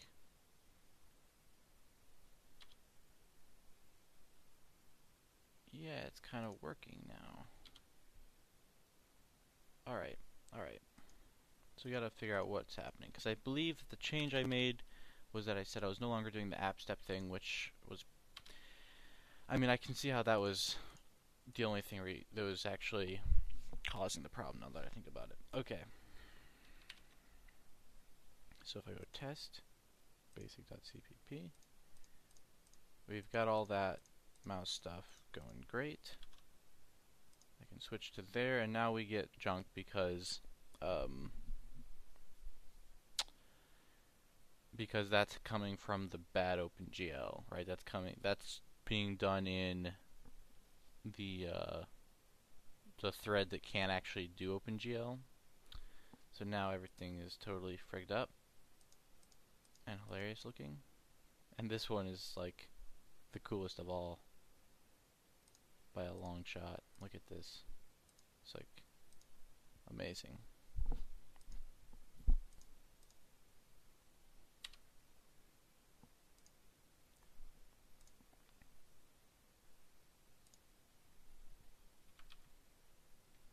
Saving that for later.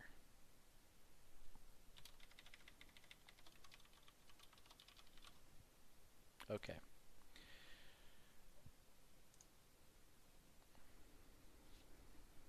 Okay, so the problem there is that for a rendering occurred, and it went through this path on the update loop thread.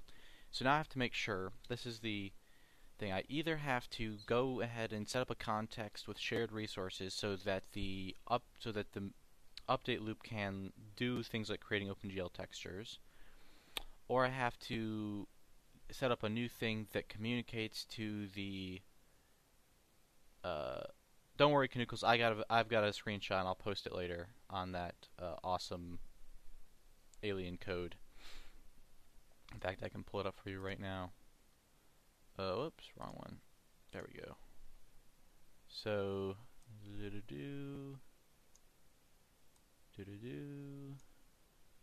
so while I discuss my issue, we can all just sit and revel in the amazing alien code that we got to look at.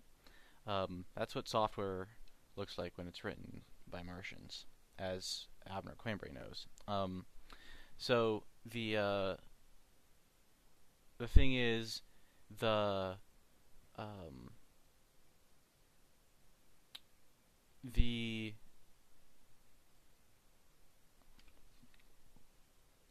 I could either communicate to the main thread and tell it to load the font and let it do it and create the OpenGL stuff on its side, or I can do the work to have two OpenGL contexts and just use the one in the update thread for the purposes of creating resources that can be used on the rendering end. The upside to that is that I don't have to completely restructure things like font loading, which is honestly the only thing I would have to restructure. The downside is that I would have to probably lock stuff up once in a while, because I don't know if you want to have situations where you're using one context and another one at the same time, and they're both like messing with the same resources. That seems bad. So since this is the only thing I have to load, I think I probably just want to try to move all uses of OpenGL to the main thread somehow.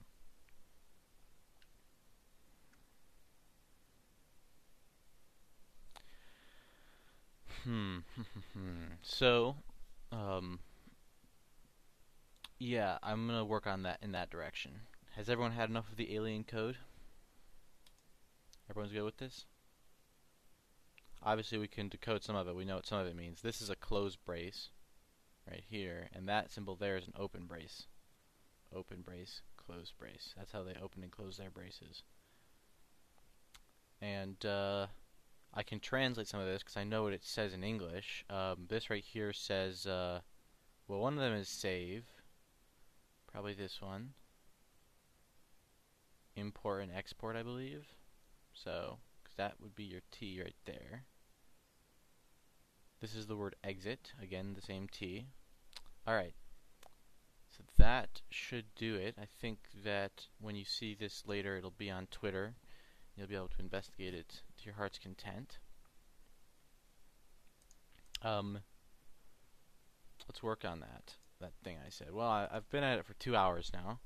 I want to take a quick look around and see if anyone in the community is interested in doing is either streaming or is gonna stream them for themselves before I go and consume all the time today, just because I'm having tons of fun. So let me take a quick look around, see what's going on out there.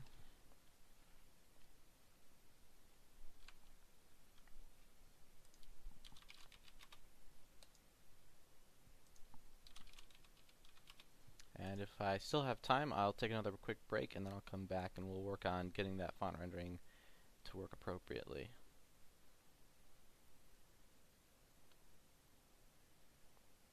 I don't see any of the people I follow streaming.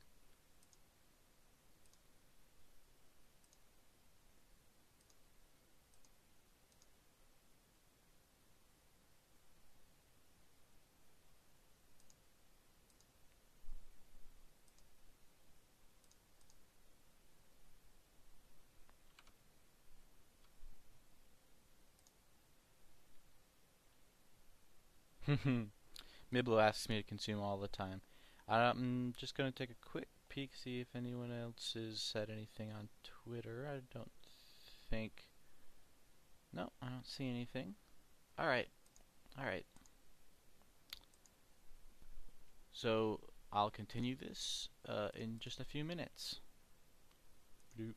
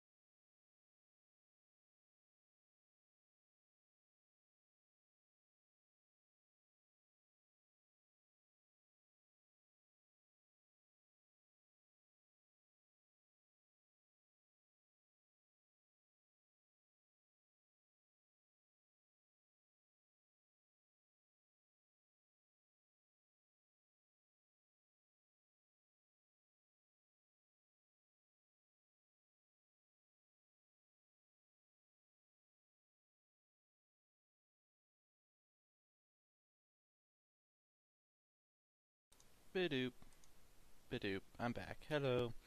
So, I said I needed to move the... Let me just get rid of this, because I don't think that's going to be there anymore.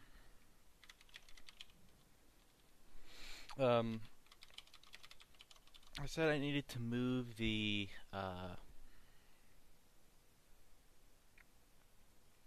font rendering stuff so that it's always called from the main thread, which is a little weird because we've gotten to a point where the main thread spends most of its time, once it's done setting everything up, it spends most of its time in this get message function, waiting for a new message to come in.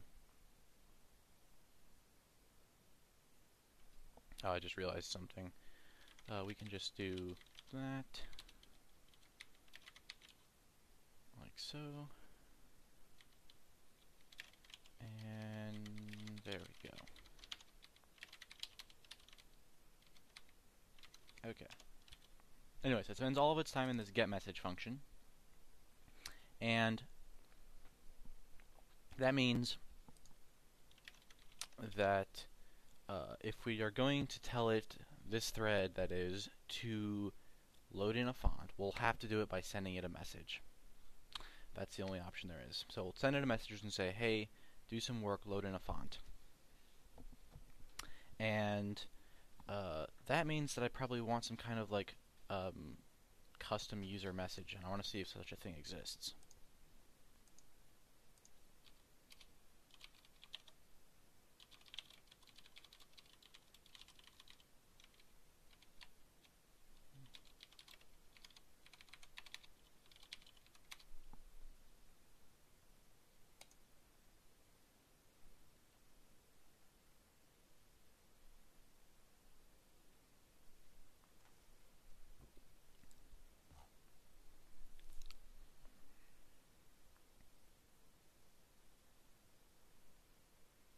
Okay, so WM user plus whatever amount I want. Let me make new messages. So let me pop up to the callback. WM 4coder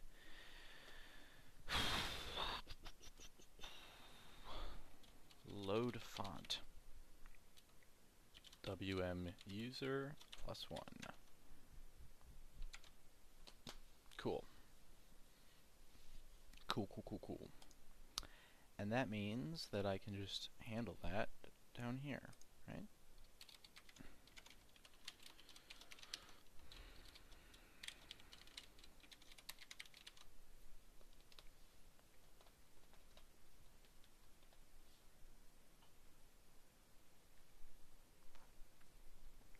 Okay. Now, the next question is for it rendering.h load font load. There it is. So this function here, font load, I need to know everywhere where it shows up. So I'm going to take it out and see the errors. Font set load. Yes, it shows up during font set load. What about down here? Where does it show up? Draw font load. Okay, got it. Okay, so I see what I need to do first is I look there and I look here. Load font. I need to call font load. Yes, draw font load. And the question I have for me is, how am I going to do that? What are the parameters of draw font load?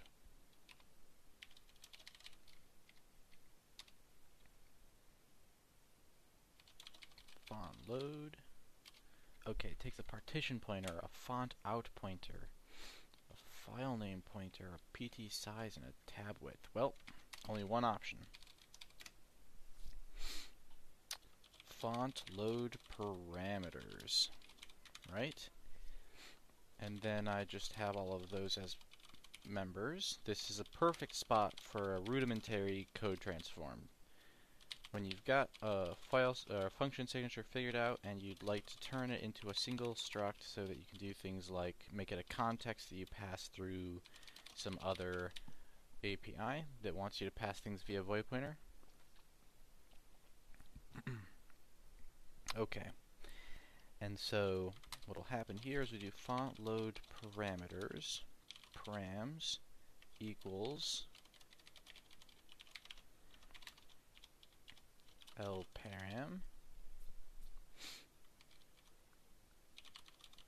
params partition, params font out, params file name, params put size, params tab width. Okay.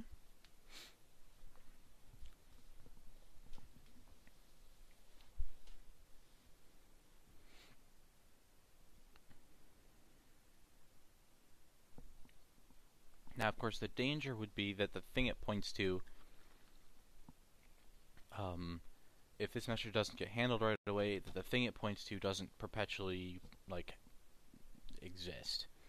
So I would say probably what we want to do is guarantee that even though we're asking the other thread to do it, we don't necessarily, well, we need some way to turn this, to free this when it's done, I think. So it'll have to be somehow independently freed and alloced from one thread to the other, or alloced and freed from the one thread to the other. And I'm just wondering how I want to handle that.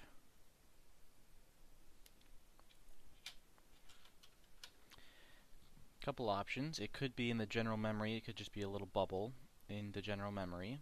That's going to lead to fragmentation kinds of things, which is nasty. And that means that the general memory would have to be locked to use, which I'm trying to avoid. I've been avoiding it for a long time.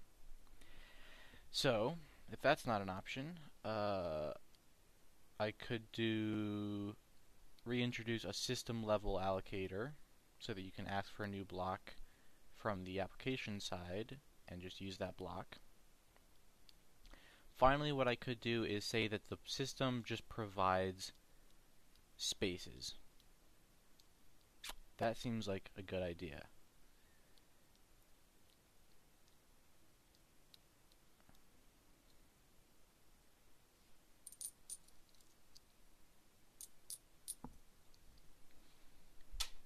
Okay, so from now on, when I say I want to load a font, I'm not saying actually do the font loading right now. What it actually means is do everything except for the OpenGL stuff. Like, do everything except for actually getting the data and putting it where it needs to go. Prepare the spot where all that data is gonna go.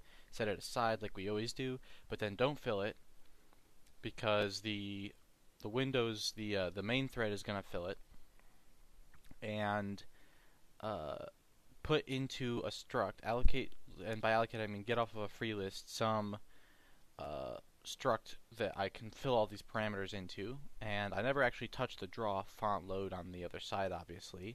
All I ever do is I grab one of these structs and I fill it up and put it on the handle this thing list, and then as soon as it's done, it takes it out and puts it back on the other list, right? So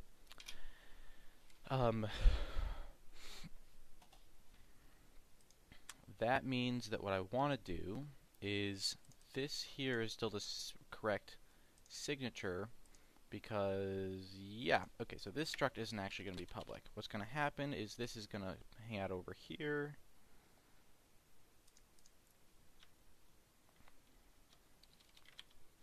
At the system level. And it's going to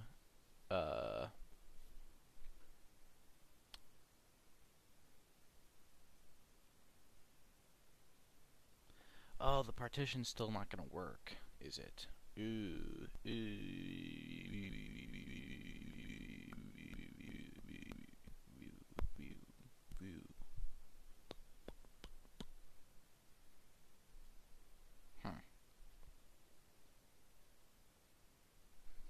So actually those partition pointers are just going to be wrong. We're going to have to change that to just being like, I give it a block.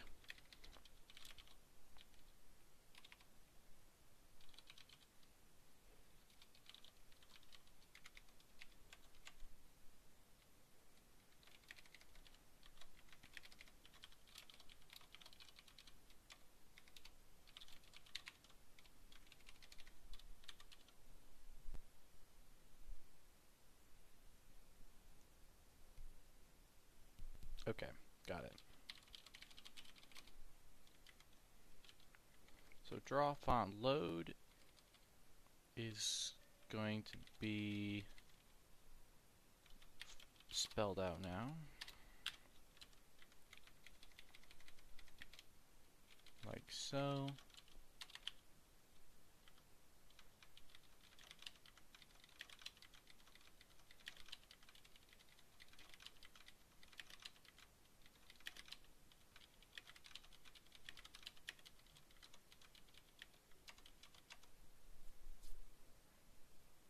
And then this doesn't actually contain that. Info load will similarly be all spelled out.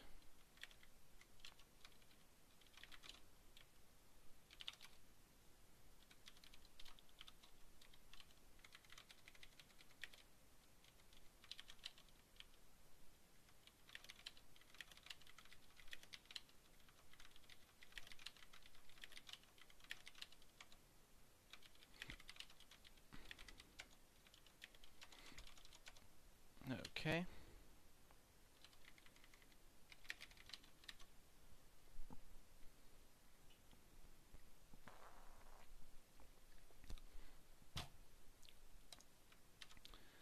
All this partition stuff is going to go next.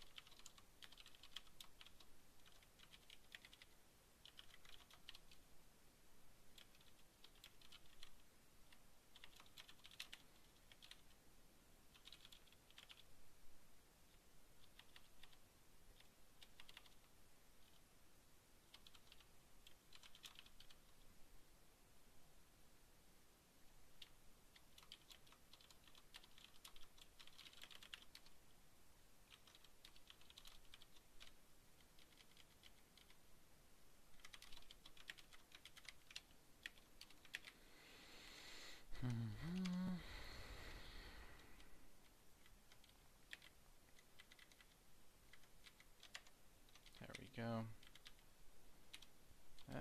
Yep. Okay.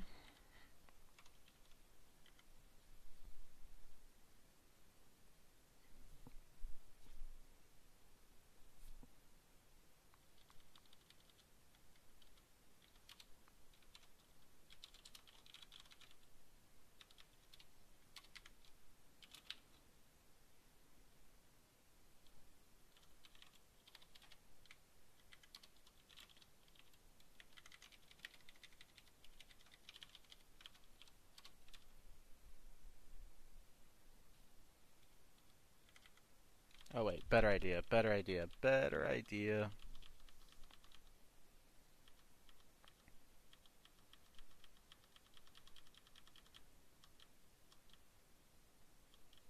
So instead of just doing this and turning it all into like pointer arithmetic and stuff, what I could do, if I was feeling clever, is make a partition, and then the code will remain the same, and I can use my already existing thing for basically handling all of that. So, for a .h partition, I know it's around here somewhere. It's not though, because I have a mem CPP for that now. Cool. Okay, so here's a partition, and I want to open it. Gotcha. Partition open. Block size. Don't really need to do that though. And temp memory.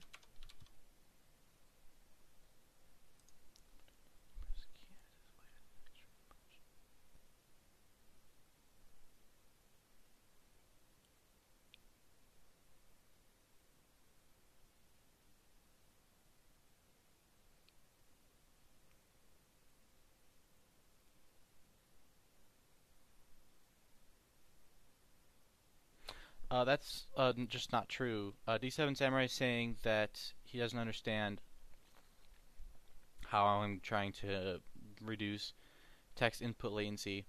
But what I'm doing is I'm not sticking to the strict schedule of presenting frames on time. If I get an input and I determine that it's something I can handle quickly, in other words, a key insert, for example, then I will show the screen as soon as I can. Right? I'll have a fast path that just inserts the character and redraws as little of the screen as it needs to, and then displays that. So the trick is to start showing frames before the frames actually, like to start to redraw the screen even though you're not on the next frame.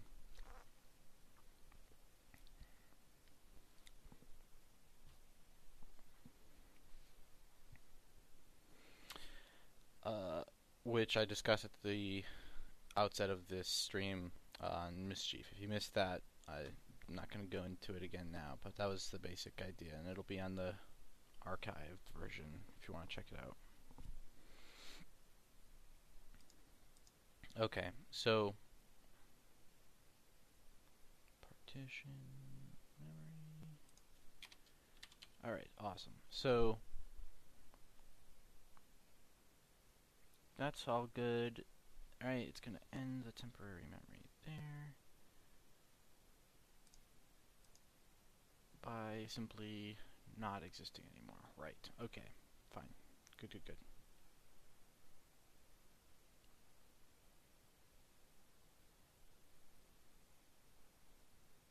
Okay, yeah, so if you have a latency, if the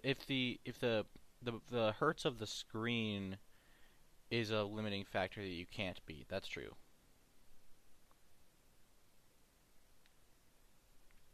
But that's not how fast things are going up on my screen. And in general, the trick is, even if you're just everything basically adds up. So yeah, you have to wait for the period of time till the next time the monitor shows something new. But then if you're also waiting until the next time you do the chunk, like I'm doing the work to get it to the soonest, I'm getting it to you doing the work I can to get it to the soonest refresh instead of waiting for a bunch of refreshes to happen after the key's actually been pressed. Because the standard system you use actually has you collect data now and then wait until the end of the frame and then handle all of that data in a chunk and then flip that frame even later than that.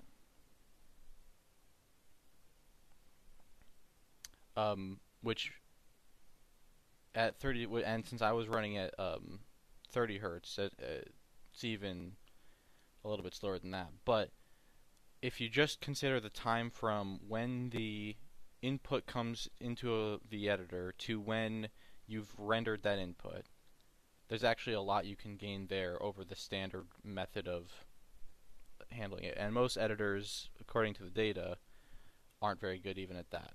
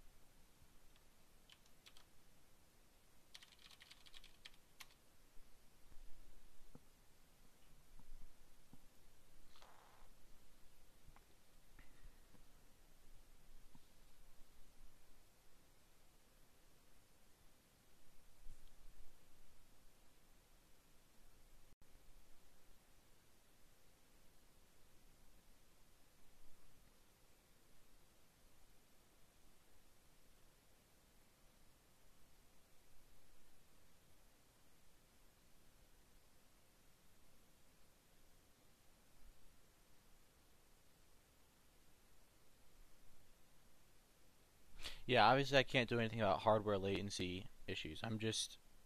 I can show you the article again, uh, but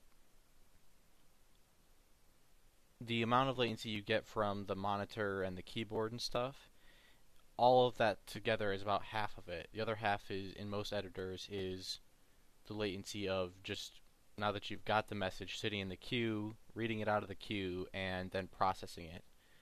Um, and so I'm trying to just make sure I take out that part of the equation.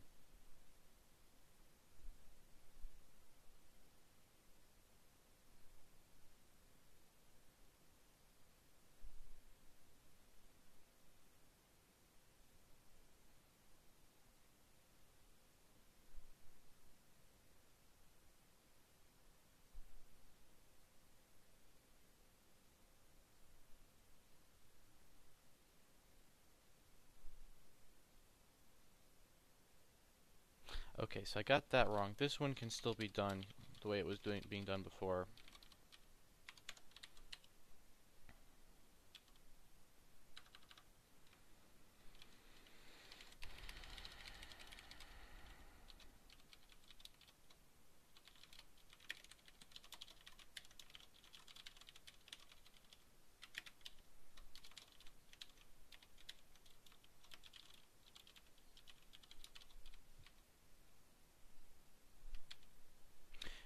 Getting messages from the queue isn't fast if you aren't sitting on it forever, though. Once you go to get it, you get them out right away. Yes, I agree.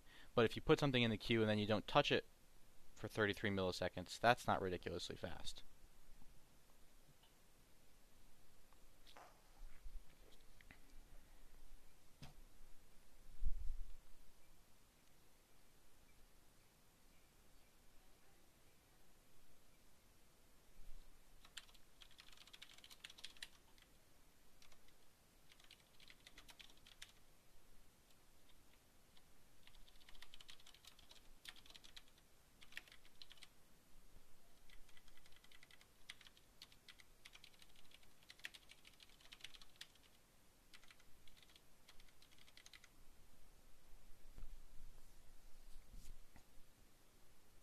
Okay. It's now font load. I can add back in there.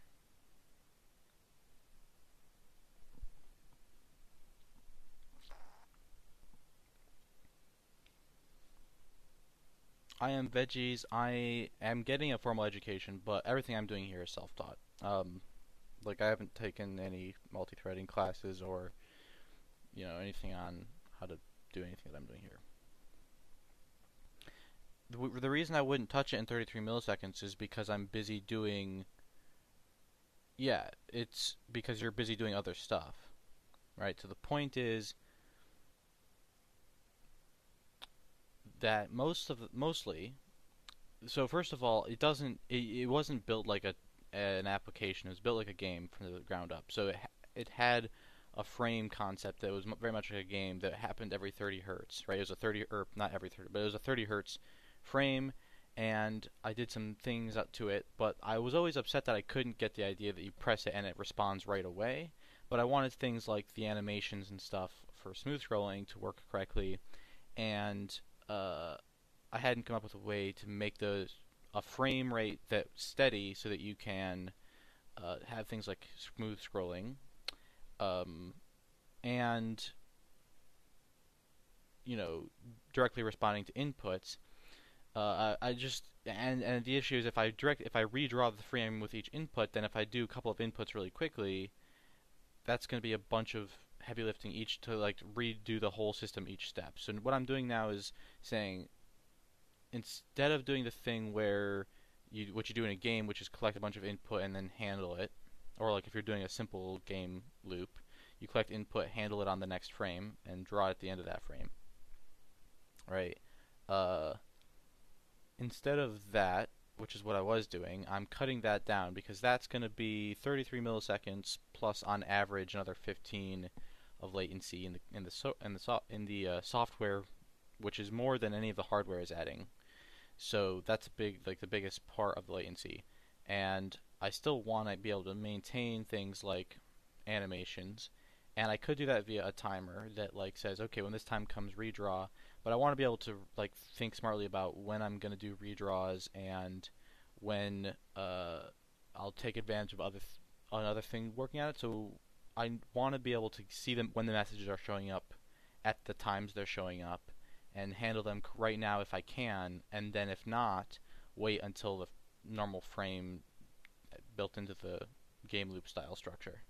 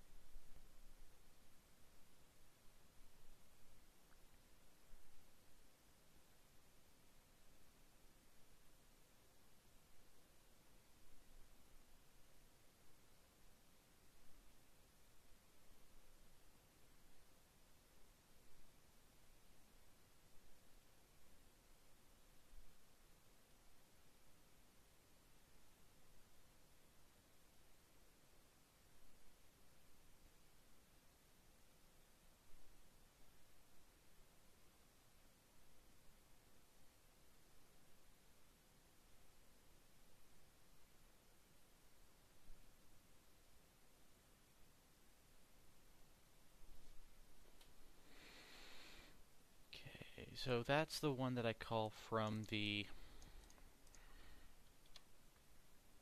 system, and the other one will still work, but I need to go visit Win32 draw font load. I need a new, yes. Okay. Alright, so draw font load.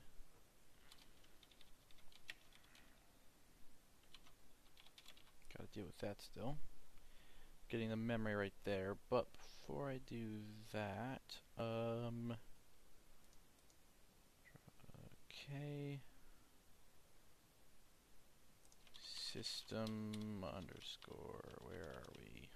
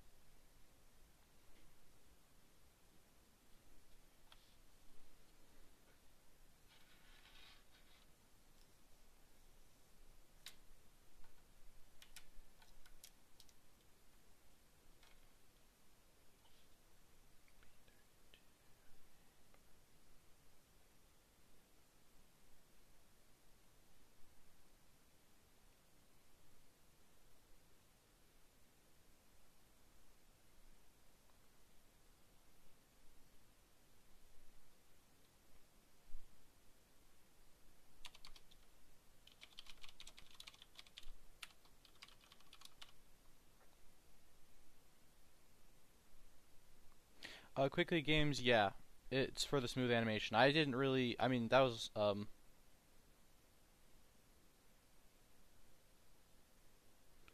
when I first started this, I would have probably used structure the base of it a little differently now. Um, Not just for this, but just because I hadn't even been thinking about it back then. But in my mind, it was like, if I'm going to do any amount of animation, which I kind of always planned to do, making it a game-like structure was the only way I knew how to achieve that then. Now uh, I could imagine not having to do it that way now, but since it's already built that way, I'm trying to, find a way to transition towards um, something that'll have low latency, but still not have to wreck all of the code at once and be usable.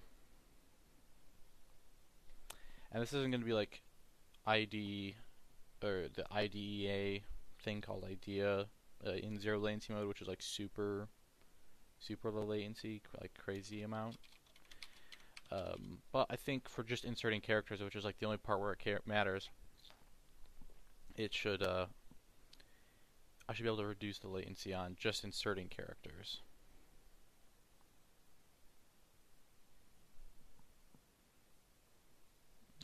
System draw load function.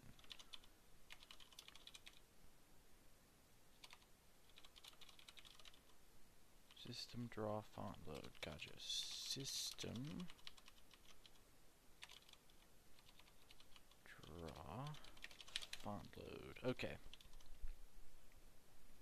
When that happens, what I want to do is say, well, where's my struct? There it is. System draw. Yep, there it is. And I'm going to introduce into this a sort of linked list.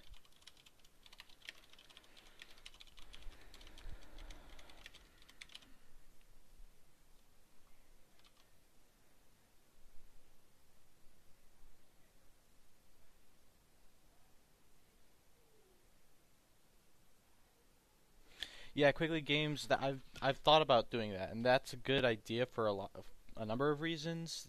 The idea he's suggesting is that I would switch to an event-based thing where I just I have one thread that listens on get message, or listens it, waits on the get message thing until it gets events. And I realize now that you could just send like an update like on a timer that says like, hey, update now again, and do the animation step.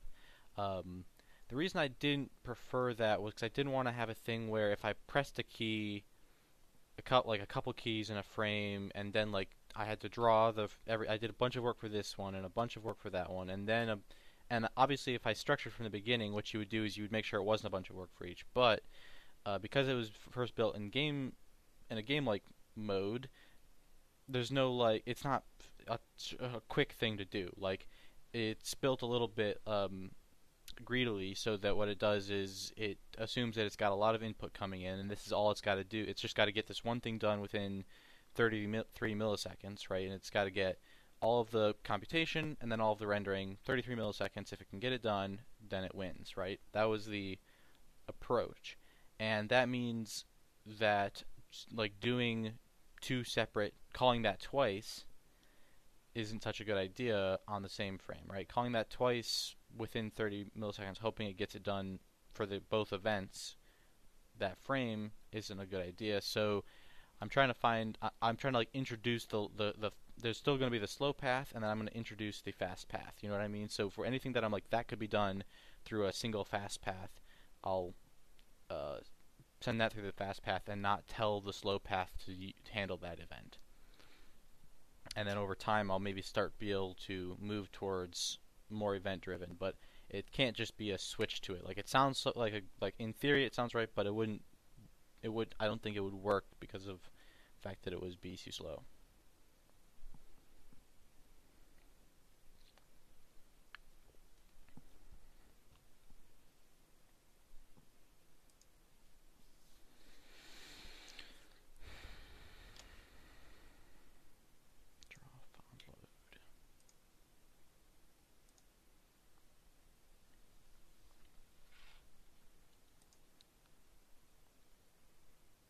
Okay, so then what I would need to do is go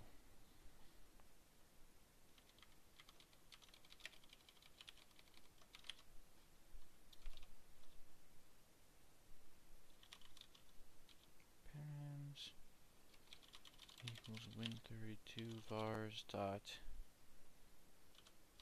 free font params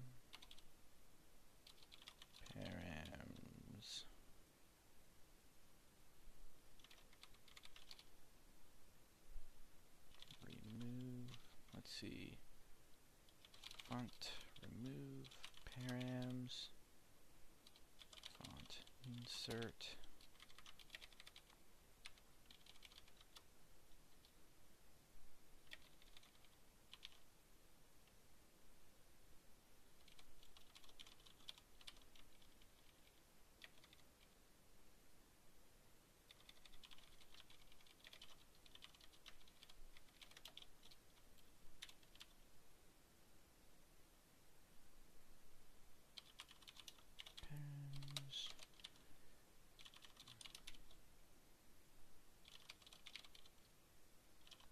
not partition. That one's out, but the other ones will work.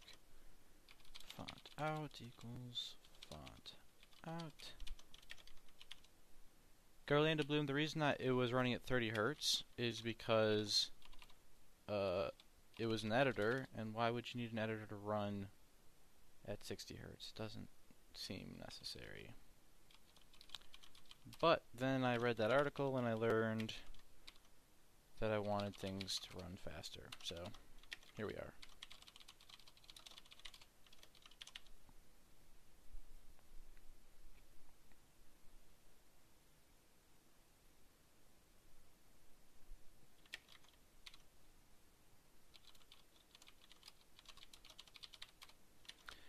Fire Drake's asking about balancing using the CPU versus having low latency, and the question is the reason the question to explain the question, the CPU usage right now is pretty low because if I hit a bunch of events, they just get they like get all like I hit a couple of keys, right? I'll do it in Emacs real quick. I go like that, right? Some of those happen probably in a batch together, and by that what I mean is they were detected and queued up, and then all of them were handled at once. So the fact that they were like queued up and done all at once meant it could do a bunch of work and then sleep for a bit and then do some work and sleep for a bit, keeping the CPU usage low. If instead it has to handle each one, render that one, handle the next one, render it, handle the next one, render it, that means the CPU is just constantly burning through all these input events, and yes, it got them all out on time, but now you're using more CPU usage because you didn't batch them together and then sleep. Let me pull up this article for D7 Samurai real quick. There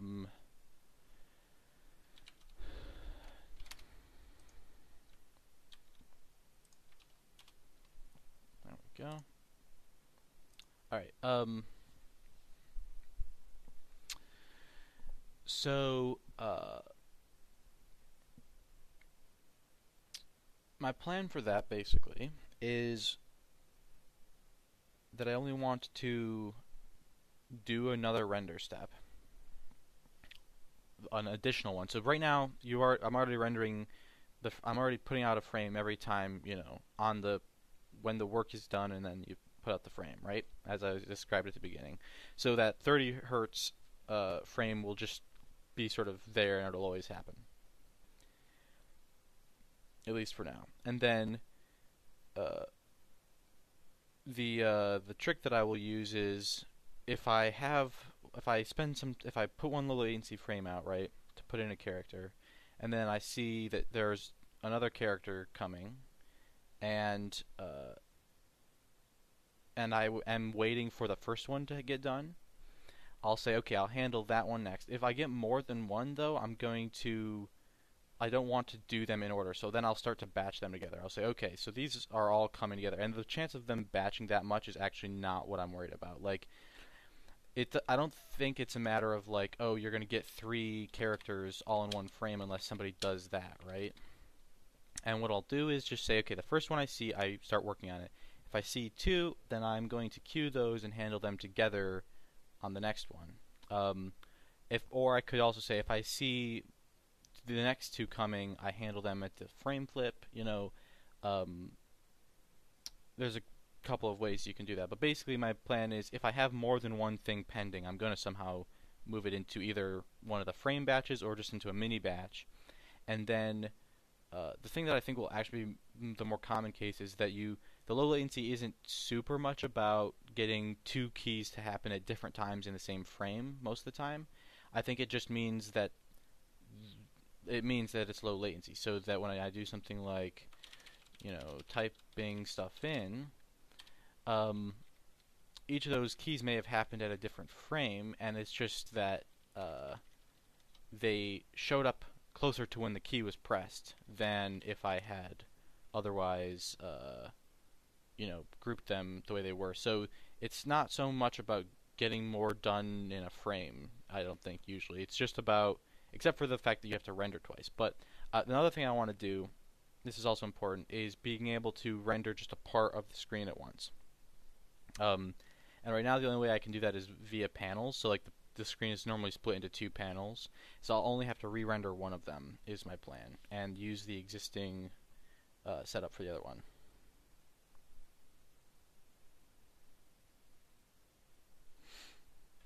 And I haven't actually gotten to the part where I optimize the rendering half. That's like the other really big part. There's being able to detect and handle the message as soon as you see it, and then rendering it quickly once you have updated the state from that.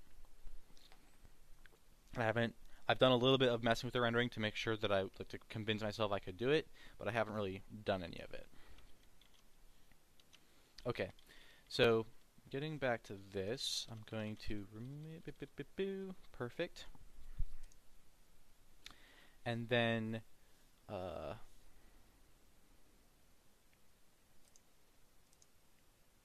send the message. Send message to. Yeah, Garlando's correct. If they're both views in the same file, then you have to draw them both. That's true.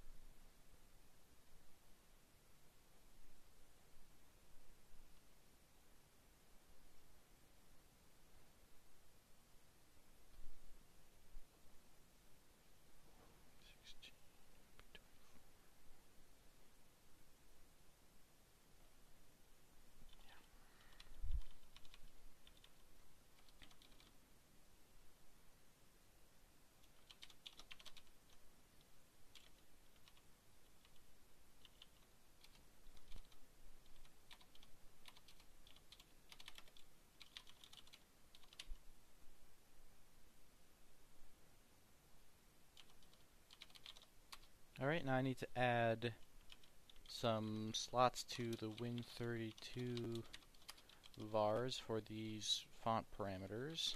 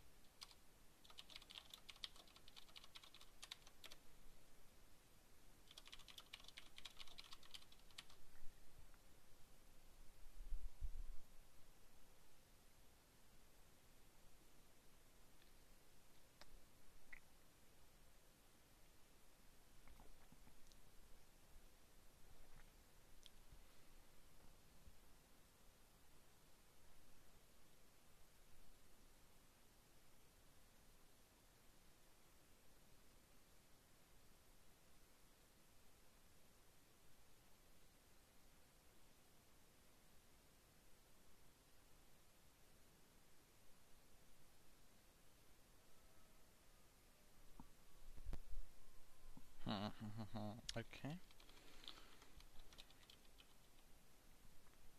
So now if I go visit win main, that gets cleared to 0, and then it does some work. I'll come down here before the loop starts and say, alright, before all that happens, let's talk about initializing this stuff. So, free font param equals o dot next equals set it to itself. There we go.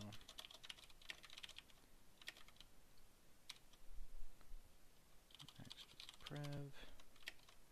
Take them both. Free with used. There we go. And then for I is less than the array count of win32 vars dot font params plus I font insert into free font parameter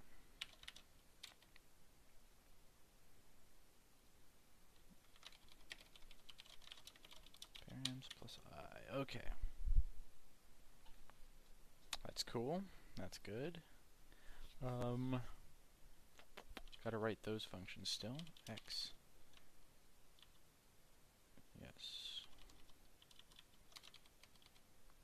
Where does font first get used? I'll insert it right there. Okay, font, remove, win32, font, load, params, params,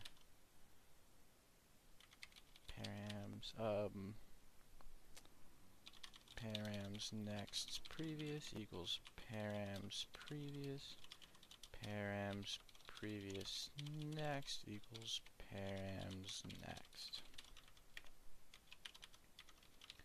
Insert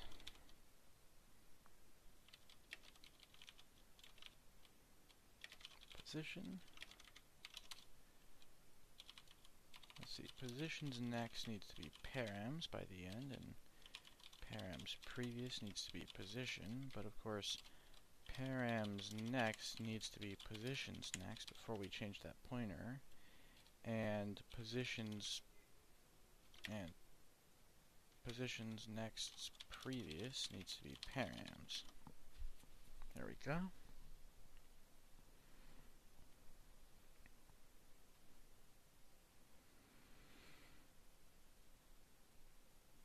Yes, okay. Move, font insert, fills it out, and then it sends the font load message. Perfect. And then down here, oops, that's gonna have to go up higher then. There we go. I'm gonna have to put those all the way at the top, I guess, right?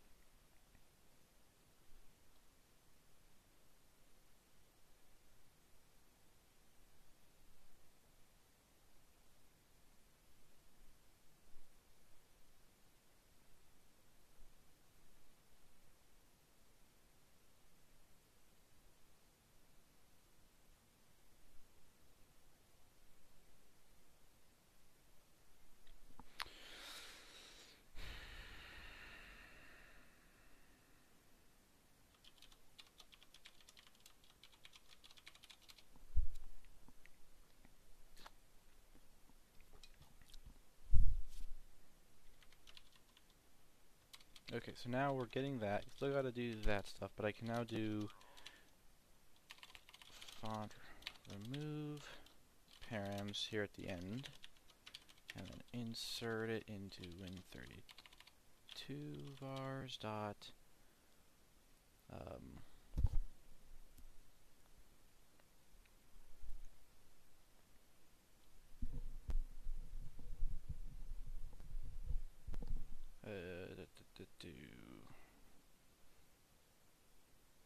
free font param dot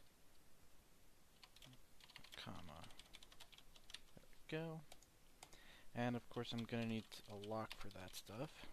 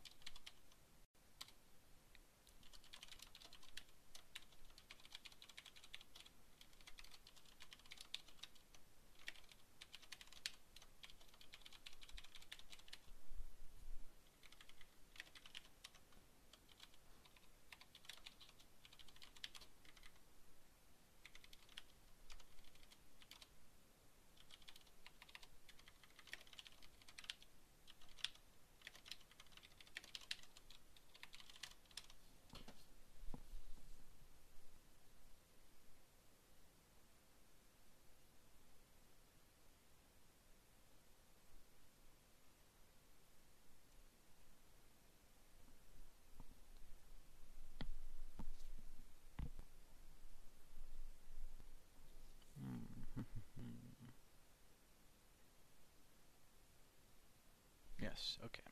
Looks correct to me. So,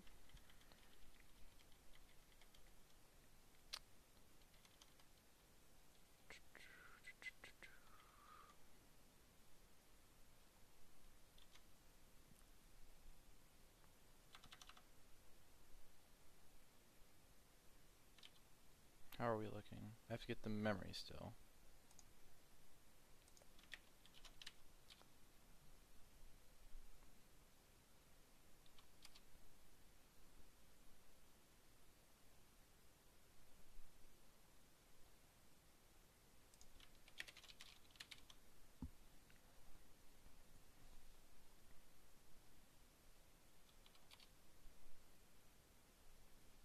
Partition underscore.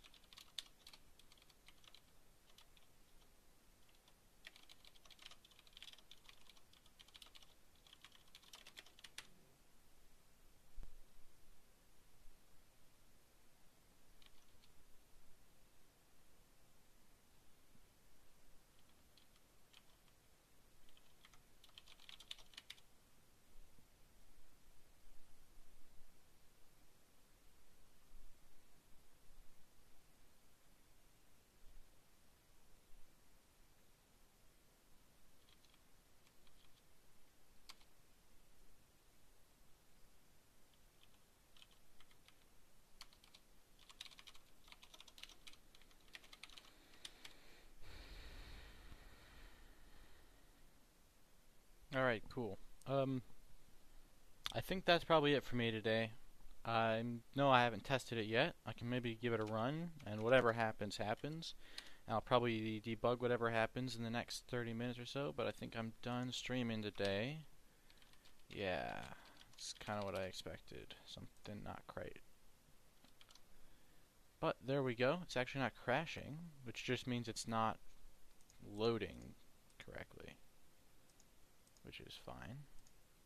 But thank you everybody for hanging in there with me for the last 3 hours of streams as I worked on this somewhat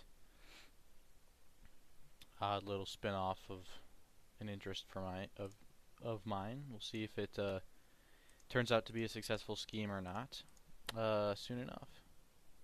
If not, I could always just try to lower the frame rate and speed up the code too. But we'll find out if I can get this one working sometime soon. So, see you later. Bye.